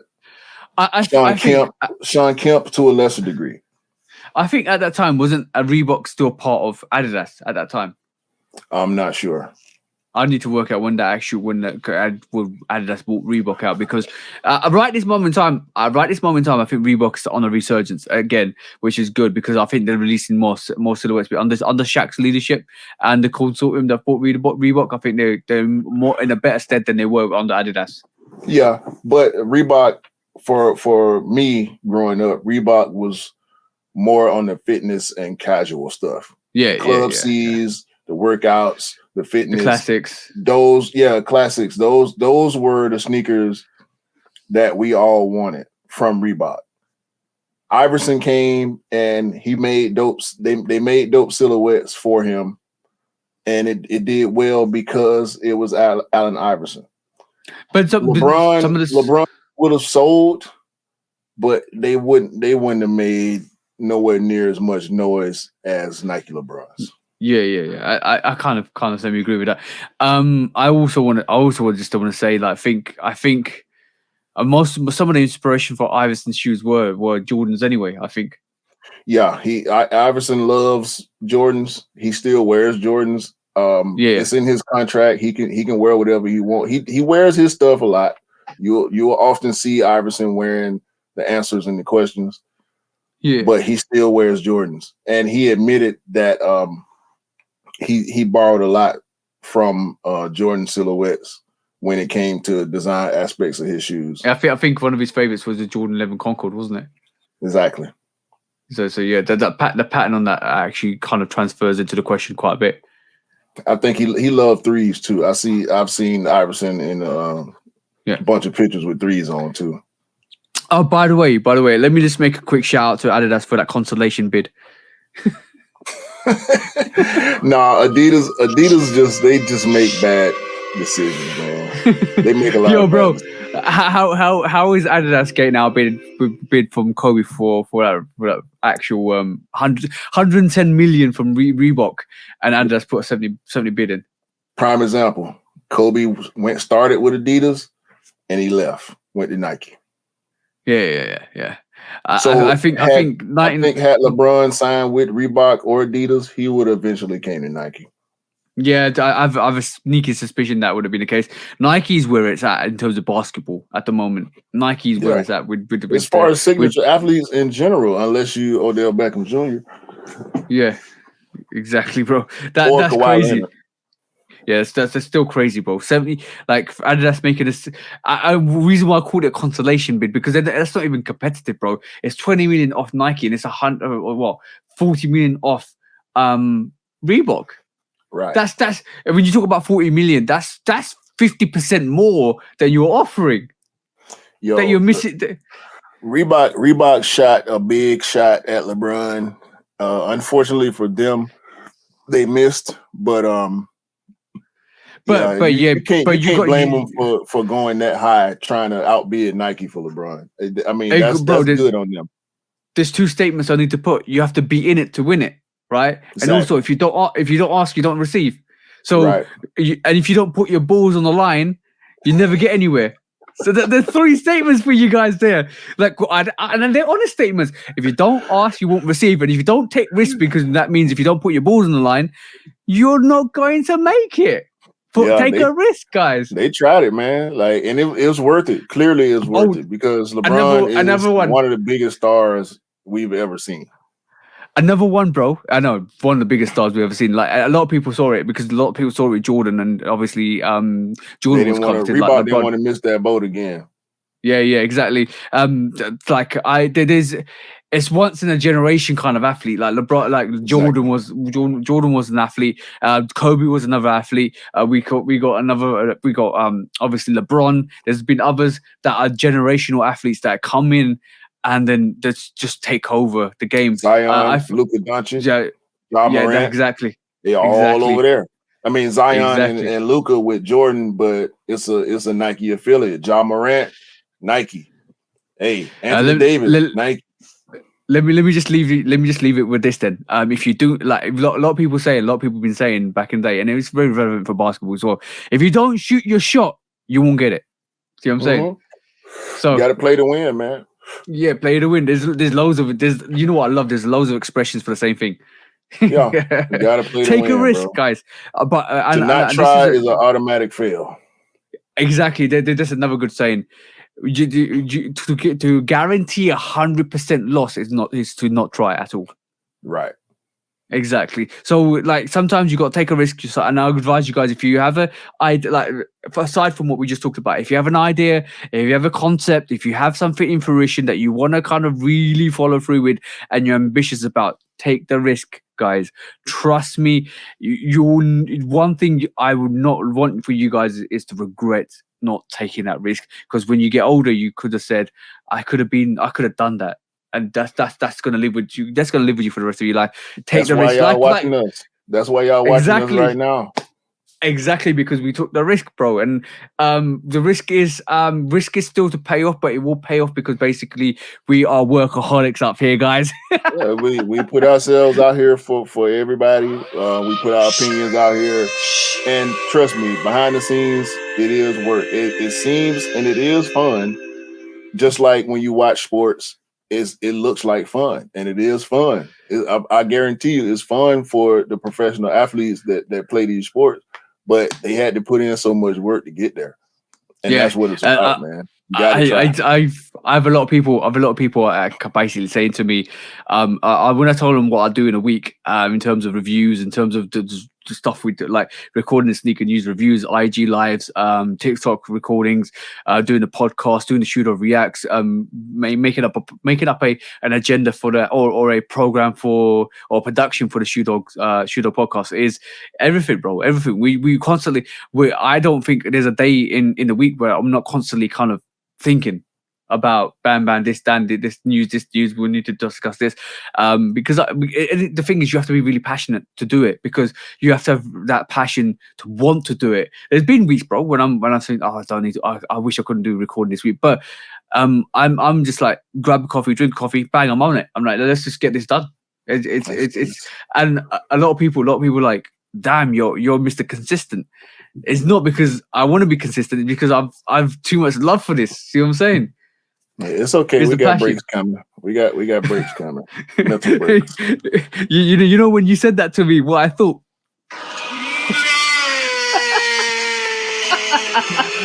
Yo, you gotta have mental breaks, man. You gotta have family time and all that kind of stuff. So man, it's necessary. It's necessary to keep it going sometimes. Yo, I'm gonna say to you guys, live Christmas stream. I don't care. Q's taking me off the air. No, it's gonna have to be agreed upon. But yeah, we got the end of the year. We definitely gonna do everything. I'm gonna say one thing. 45 episodes, bro. 45 episodes. If we hit 52, that's a whole year worth of podcasts. That's crazy. We don't have to hit 52 episodes in a year. I don't believe. Oh no. I'm not saying that. Realistically speaking, if we didn't take a break, that's a whole year. But we've taken a couple of breaks here and there. But like to hit 52, some unplanned breaks. Yeah, obviously COVID and stuff like that. But if we hit 52 episodes, forget the breaks. That's a landmark, bro. To me personally, that's almost a year worth of recording podcasts. Bro, even though we're gonna exceed it. To me, every episode is a new landmark. That's my 100%.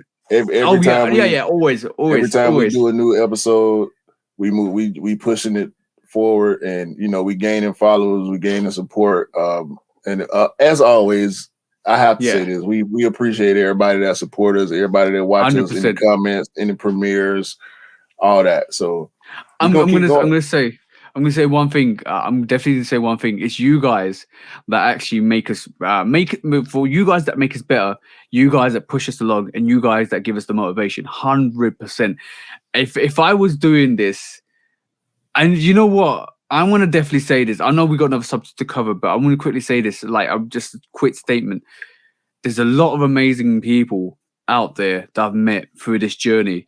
And my journey started last August when I started to produce videos and stuff like that.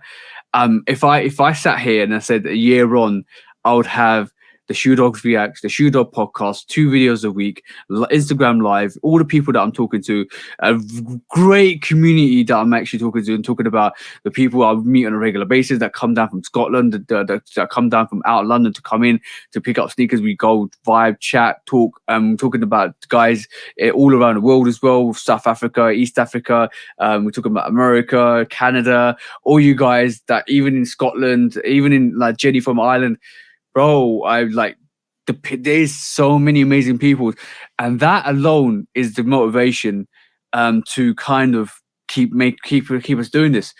And the thing is, I'm very embarrassed when somebody says something very, like, I'm not used to plaudits at all. I'm gonna say this because so some people always come up and said, "Oh, you are the man. You're always doing this. You do this and you do this." I'm really embarrassed to take that kind of compliment because it's, to me, I'm just an average guy and I'm doing it because I have passion for it. See what I'm saying? And I know, and it's just the humbleness in me to start kind of just always be like, you know what? I do respect what you're saying, but I'm just an average guy. I'm just trying to help people out. Don't do that, bro. Let people give you your flowers because you're in a small pond. Yeah, I'm in the big ocean over here, and it comes few and far between for me. But it is weird when it happens, but I take it as it's given to me as compliments. I take it. And I don't dwell on it. I don't let it inflate my ego at all because I know there's always more work to be done. There's always more work to be done. 100%. Take it, put it in your pocket, keep it with you. Know that these people are giving you your flowers for whatever reasons they have, and just hope that it's genuine. And let it motivate you to keep putting in work. Always, bro. Like I say, it's you guys out there that actually kind of keep us focused, keep us in tune, keep us motivated. And like I always say this, when somebody compliments me, and says, "Oh, you're winning, bro," I said, "No, we're winning," because that's what it is. To me, it's us. It's all of us. I want all of us to win, 100%. No word of a lie. I'm no cap. I want all of us to keep excelling, keep winning, keep producing, keep moving forwards, keep the narrative, and keep just going forwards and keep kind of having a success. And that's always what I try to bring to my videos every single time. Yep. So let's go to this next topic. Last subject, bro, because we got something very important to bring up in the sneaker in our last segment. Bro, let's go and talk about this situation. Let's see what you think, bro. Kanye West has his first potential Adidas Yeezy after the split, bro. What do you think about this, bro? What do you think about this? You reckon? Yeah. You know what it looks like. If it's this cap, I reckon you're right. I don't think it's right. I don't think it's too early. Yeah, well, not the 700. Yeah, is it the 700? Yeah, 700 V3 shell on top of it to make it look like a 700 V3, but then it's done a foam runner kind of variation, and obviously it looks like he's taken some attributes from the AdiQ foam as well. So I don't know where I can't see it if I'm honest.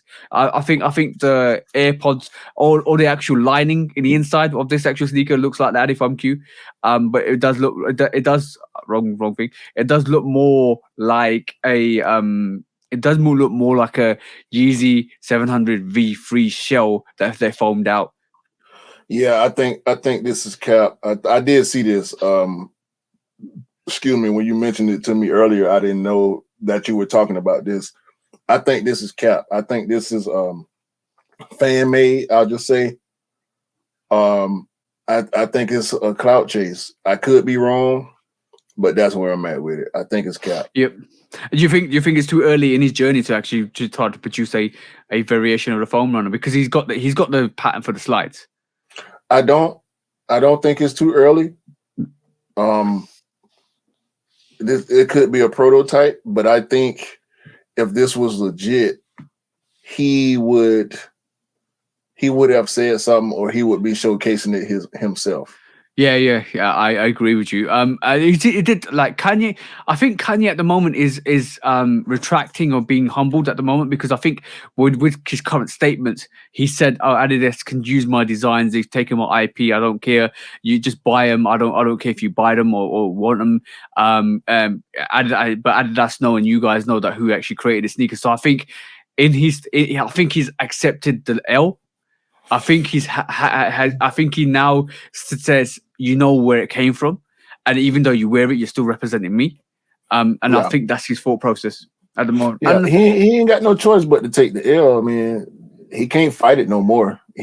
Every time he tries to fight it, it comes out bad for him. So exactly that. This is surprisingly, I'm not mad at this design if this is him, but I think it's cap. If you release that, would you buy it? No. If you release that with Nike, I don't hate it. But if you release that with Nike, would you buy it? No. Oh, so you just still feel the same way? Yeah. It looked too much like the 700, and that's a sneaker that I'm not interested in. It's cool though for people that like, his designs. I think it's cool. It looks comfortable. It looks durable. It's not bad. Yeah. It's not bad. It's not bad. I agree. It's not bad. I would like to see what direction Kanye is headed. If you guys thought Kanye was down and out, watch out for that sucker punch. That's all I'm saying. No, you can't. Two things we know about him. You can't hold him down, bro. You cannot control this guy. Yeah. You cannot control this guy. You can knock him down. You can talk crazy about him like I've done multiple times. But two things. You cannot control him, and he is going to speak out of turn, in turn, before time, and after time. You can't shut him up, and you cannot control it. He's confirmed that he's going for that elections in 2024, by the way. So another reason why I think this is cap is because he's more concentrated on his political career at this moment in time. What political career? He's going in, bro. 2024. Kanye 2024 is coming out. It's not going to happen. The Republican Party is not going to choose him over Trump. Where is he going then? He's not going to get a Republican nomination. Period. Yeah. They already got the two guys. They got Trump and they got DeSantis. Those are the two guys that's going to fight it out for that Republican nomination for 2024. It's not going to work for Kanye once again, like it didn't work for him in 2020. Yeah. It's going to be because he was up against all the established Republicans, the corporate Republicans, the grassroots Republicans. Like they're not going for it. The Republican Party will not get behind Kanye West. It made his stance. He made his stance a bit more. It made his stance a bit more precarious at this moment in time because of what he said as well about the current speculation. So I have to agree with you. He changed his name. Like they're not going for that. They're way too conservative and traditional to even let a guy with a 1-2 letter name, because he changed his name legally to Ye. We still call him Kanye, but legally his name is Ye. They're not going to let that happen. But any black, come on, man. Bro. They're not going to do that. Can I ask you, what is up with P Diddy did it? Puff Daddy, Sean Combs, And then he changed it to Pete. Is it now Love? Love. That's his name. Is it? Yes. What is wrong with? I don't understand that, bro. he says that's where he is in life. He wants to spread love and be about love and support and all that. So that's why he changed his name once again. Yeah, but you could do that without changing your name, bro. Well, that's his stage name.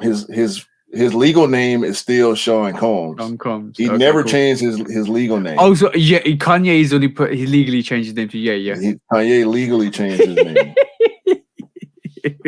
Good on him. From what we hear, and we ain't got no pictures of his license or contracts or whatever. But when I read articles about him, they say Ye, formerly Kanye West. Yeah. Imagine getting pulled over or being asked, "What's your surname? What's your surname?" Blank. Yeah. What's your first name? Yay. Oh, so your name's Yay. Yeah.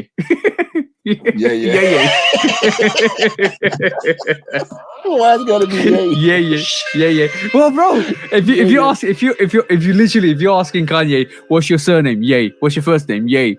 So you're okay, Mr. Yay. Well, that's just the automatic response you're gonna get, bro. Am I wrong? Yeah, you're right. Right, exactly. Yay. Okay, we'll see Yay next week. That's the question. Is Ye his first name or his surname? Or his last? Leave in the comments. What do you guys think? Is his name Yay? Or is his first name Yay or last name Yay? Or it could be, it could be, what's your first name? Y. What's your last name? E. What's it together? Yay. Maybe. What's his middle name? Not everybody has a middle name, so exactly. Okay, bro, that was the main topics today. Let's get into the segment that we love the most. When resale is too high. Damn resellers. Order. When hype beats go too far. These damn hype beasts. Order in the court. Order. When the back door opens. Guilty. It's time for order in the court. The sneaker court of public Guilty. opinion.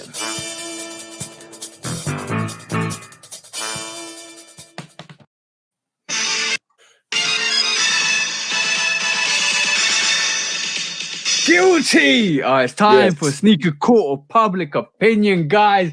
And we got 2 court cases on the docket today. I'm just ready to give out some guilty verdicts today because it's a lot of losers out here right now, bro. They losing bad. They looking crazy. Yo.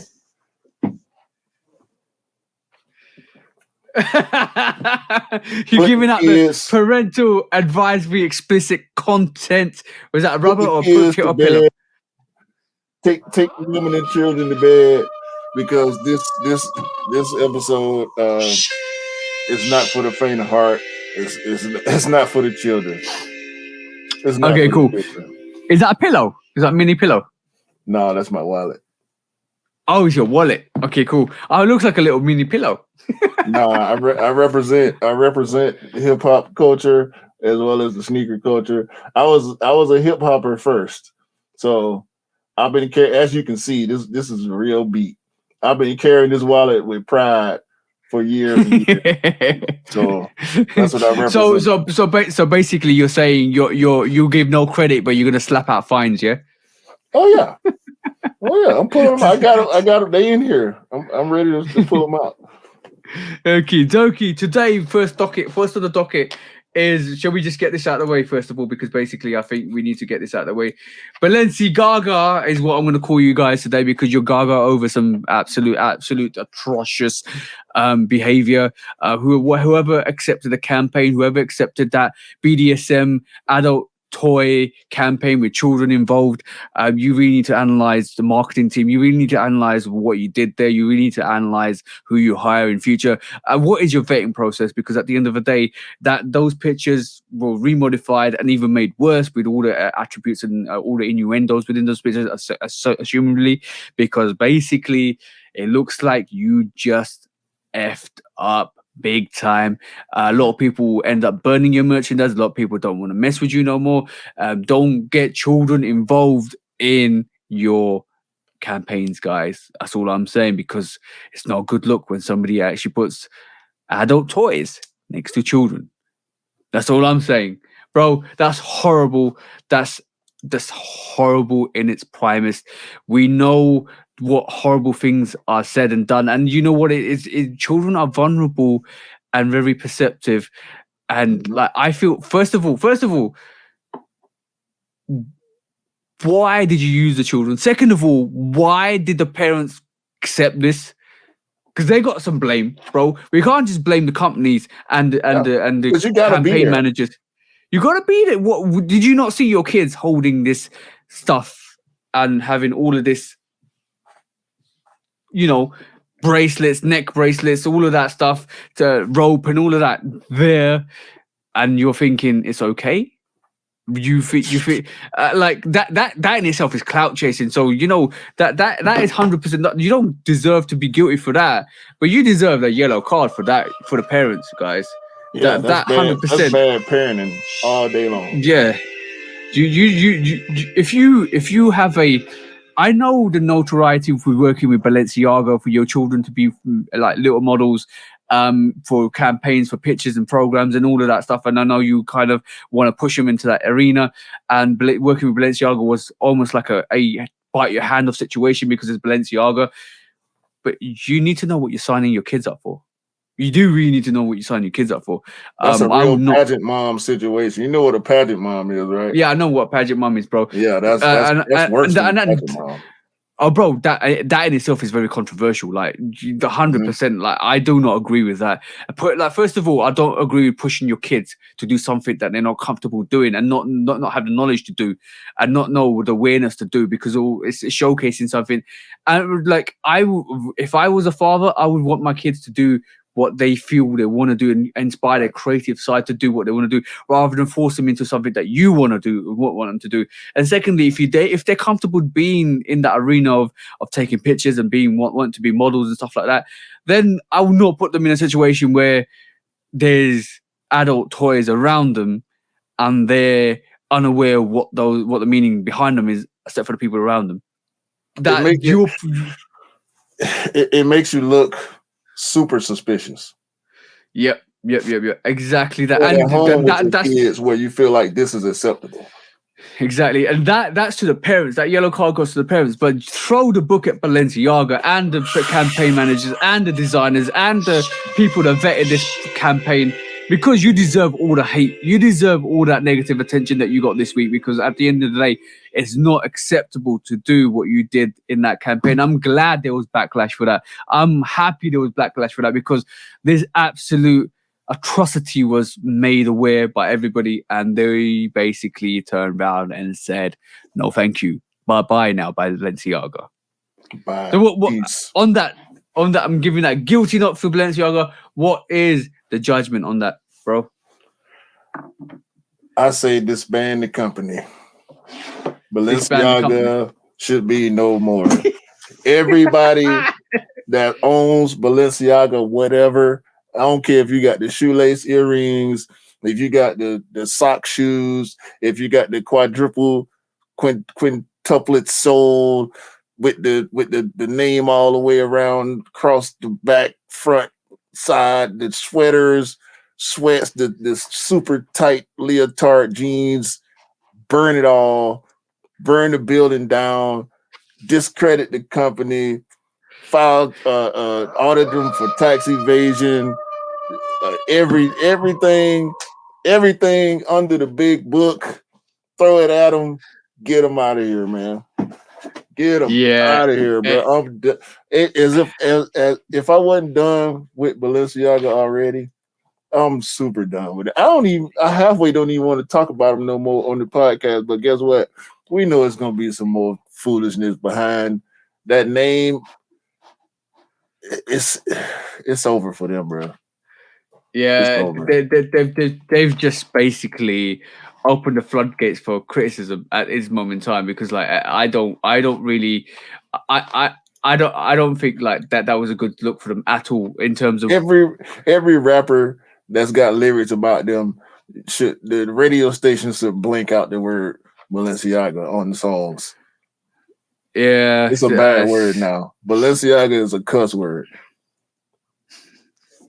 Don't like. I would say don't associate yourself with like situations like that, bro. Because basically, don't mess with people's children, man. That's all I'm saying.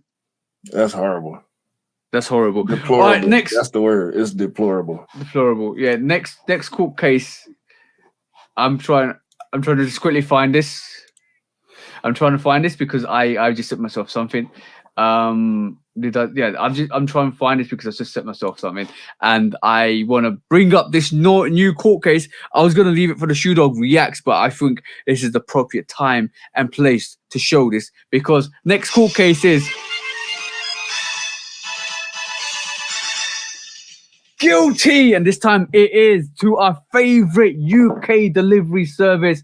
This is to every we're calling you out because every package doesn't matter to you guys, because this is the second time in a year in a row that you've become the worst delivery service in the UK, guys. How have you rebranded your name from Hermes to Every and still be as bad as you was before? You can change the name, you can change the face, but you can't change the behaviors, and it looks like this is the case. And I'm going to add and double down on this by actually showing you guys what I actually meant with this, because I was gonna leave it.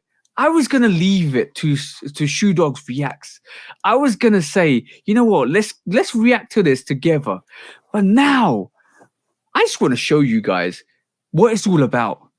You wanna see what it's all about, bro? You wanna see why they receive the worst delivery service in the UK second year running?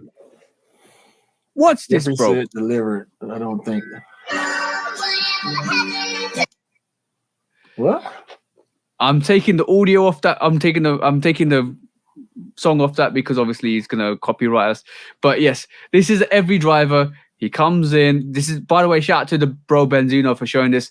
He comes in, takes a photo of it being delivered, grabs the parcel back, and then puts it back in the car. Wow.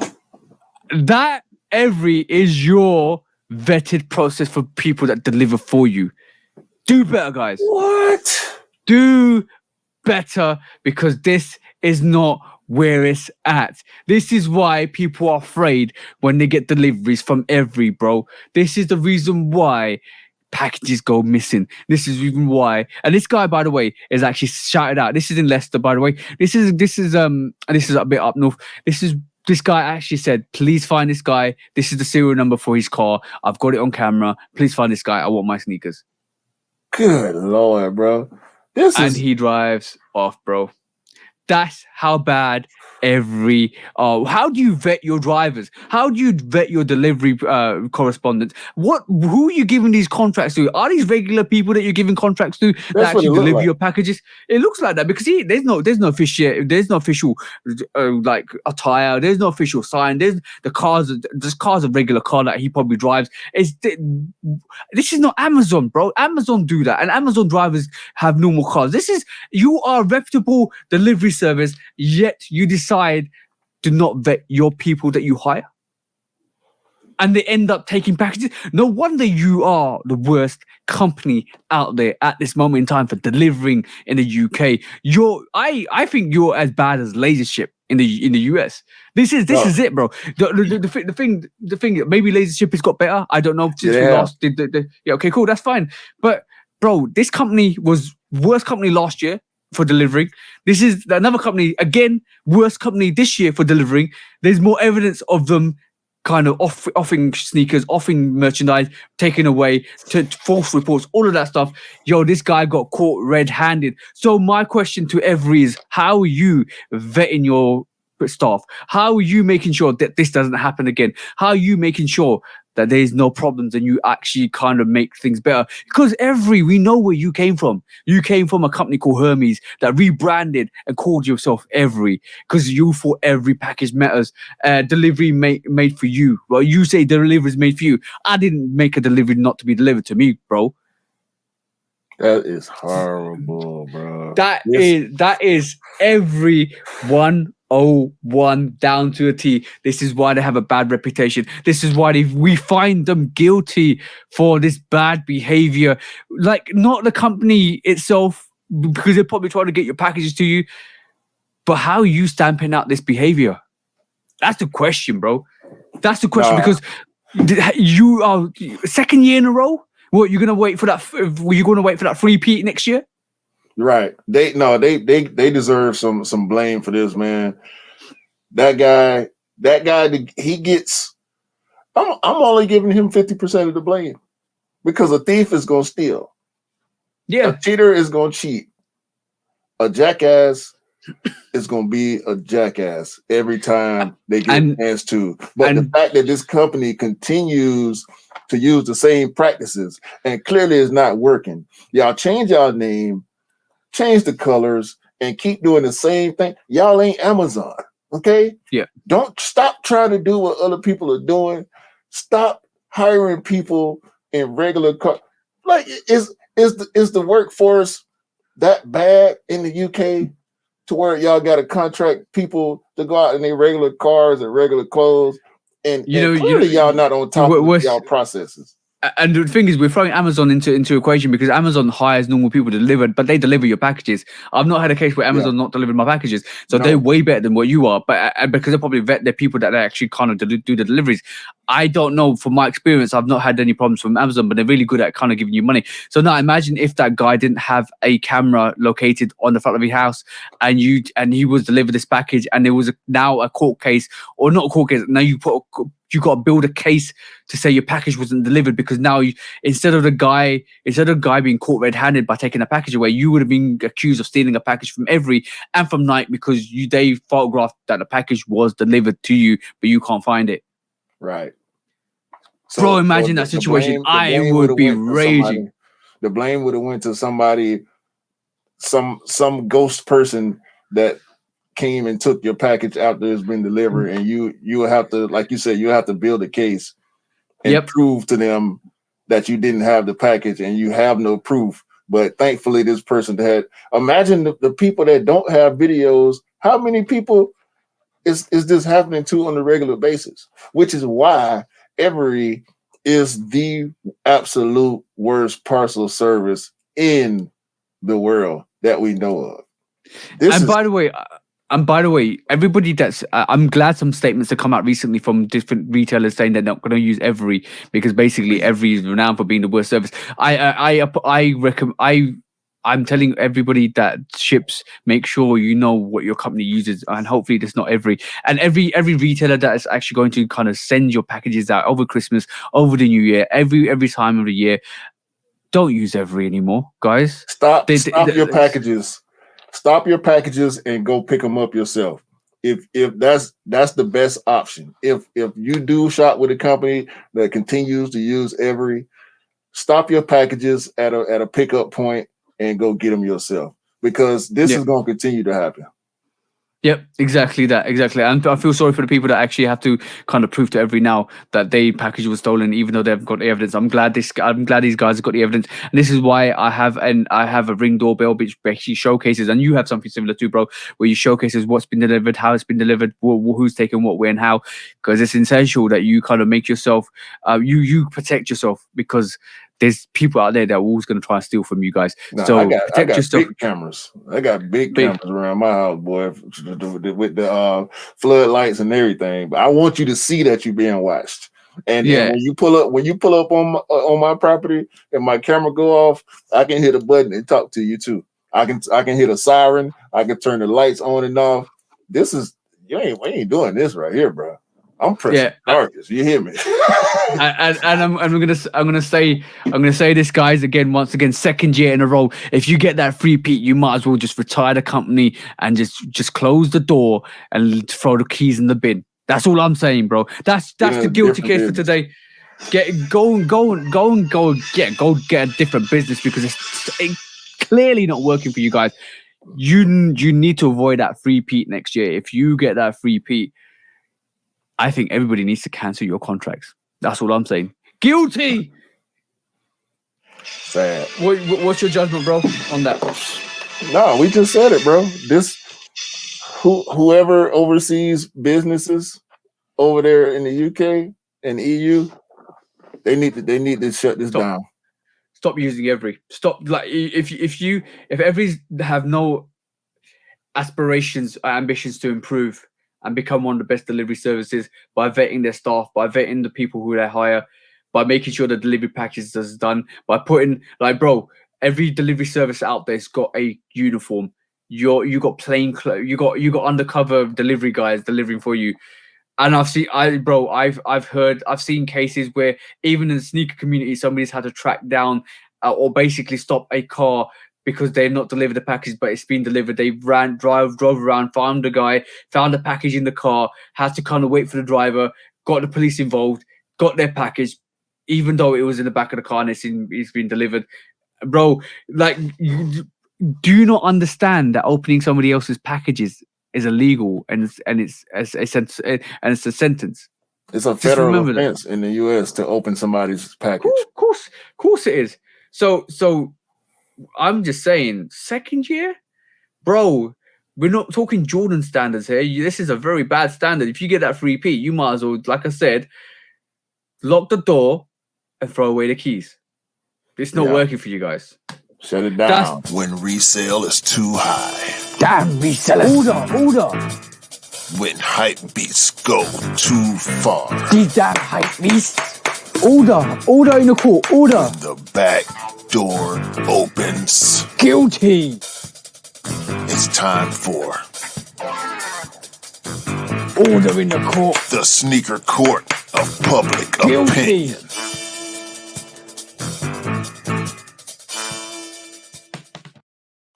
My bad, okay. Bro. I cut you off. That's fine. You said what I was going to say anyway. You said what I was going to say anyway. That was, but yeah, that's episode 45 of the Shoe Dog podcast. Basically, we went in. I told you guys, hold my drink. I'm going in today. That was it. That was literally it. And I don't like bad behavior. I just don't like bad behavior and bad business and bad practices. They just need to be cancelled. Like, I don't believe in cancel culture either, because sometimes you need to talk about certain things and understand certain things, but things like this you don't need to understand, especially Balenciaga, especially all the rubbish we get with them. It doesn't need to belong in this space at all. Yeah, outside of LeBron and Mischief, pretty much this whole episode has been surrounded with bad by controversy. Exactly. But by the way, like I'm agreeing with you with Mischief. Yeah, I'm gonna definitely say that Mischief. I like them. I like what they're doing. That whole. But the thing is, there's ways of pushing boundaries and making it fun, and that's what they do, and that's what we enjoy. I know the Wavy Baby was ridiculous, and you know what, I loved it. If you guys didn't watch the Shoe Dog Reacts, go and watch it. Go and rewatch it or watch it. About meme with the ankles. Yeah, with the fact that they did the Wavy Baby, then they did the hospital sneaker. It kind of went well because that whole concept was thought out. It almost felt like it's thought out. I love the God sneaker. I love the Devil sneaker because basically it was still pushing the barriers, still kind of had a like edge to it. And then this is what it's about with Mischief. It's about edginess. The Wavy Baby taking something that Van's done and putting a like wavy sole outsole to it. They did it with a lot more. They kind of did the outsole swaps with a lot more sneakers just to take the mic. And you know what it is having fun and just taking the piss a bit. You know what I'm saying? Like, yo, I'm gonna just kind of like wind it down and just like make it a bit fun. And that's what I enjoyed. That was quite nice. And now with the Gob Stomper, it's interesting. I like it. I want to see what they come up with more. And the thing is, when you're looking forward to seeing what a company does, that means, and when it's fun, that means they're doing a good thing. Yeah. And it's kind of like we had such negative views on Mischief, like early on in the early podcasts, especially with their Wavy Baby and how dangerous it is, and even the Gob Stomper we laughed at a bit, but then we talked about the Nas X sneaker, about the devil side of sneaker. That's the only thing, the Nas X devil sneaker. That's the only thing that I'm truly against, because of what it represented. Yeah, exactly. But the thing is that like with Mischief, they did a yin and a yang. The God Sneaker didn't have any controversy, but then the Devil Sneaker did. See what I'm saying? So like, to me, it's the yin and the yang, and I obviously the Devil Sneaker, what it represents is not a good thing anyway. So like basically, I know why it got that controversy. But then they did the Wavy Baby. They got, and then the thing is, I love the fact they're getting more celebrities involved, because especially I think the God Sneaker wasn't really out there for any publicists. Then they got Lil Nas X. They got Lil Nas X to do the Devil Sneaker. They got Tiger to do, and even who do you call it? Hey, Jimmy Fallon with the Gobstopper. Give Jimmy Fallon with the Gobstopper. But I'm talking about who. There's another celebrity, Doja Cat, to do the Wavy Baby as well, because she was wearing Wavy Babies and rocking them and kind of saying how good they were. So like it's good to see that they're growing and growing and growing. Just keep up the mischief, because it's good. It's good to see. I like it. It's in the name, real bro. That's one thing. If you come out with a name like Mischief, you got to bring the mischief. Yeah, you do. Exactly. Otherwise, what's the point of creating a name like that? Hey, they got to roll with it. But it makes the sneaker scene a bit more interesting, because we could talk about Jordans, we could talk about Reeboks, we could talk about Pumas and Adidas and Asics and Elise and all of that stuff, and British Knights, New Balance. Exactly, we could talk about that all day long. But then when somebody comes from left field and just does something really crazy, you're like, okay, I like this. I like this. It's interesting. So also, CPF film. Shout out to Greg over there at Lace Differently, man. I hope he hit on them cactus plant flea market dunks, the Grinch dunks. They look crazy. Oh, is it what I've been seeing with all that fur on the sneaker? Yeah, they actually released this past week. So shout out to everybody that like it, man, because the raffle went off and the W's are coming in. So exactly, got his pair, man.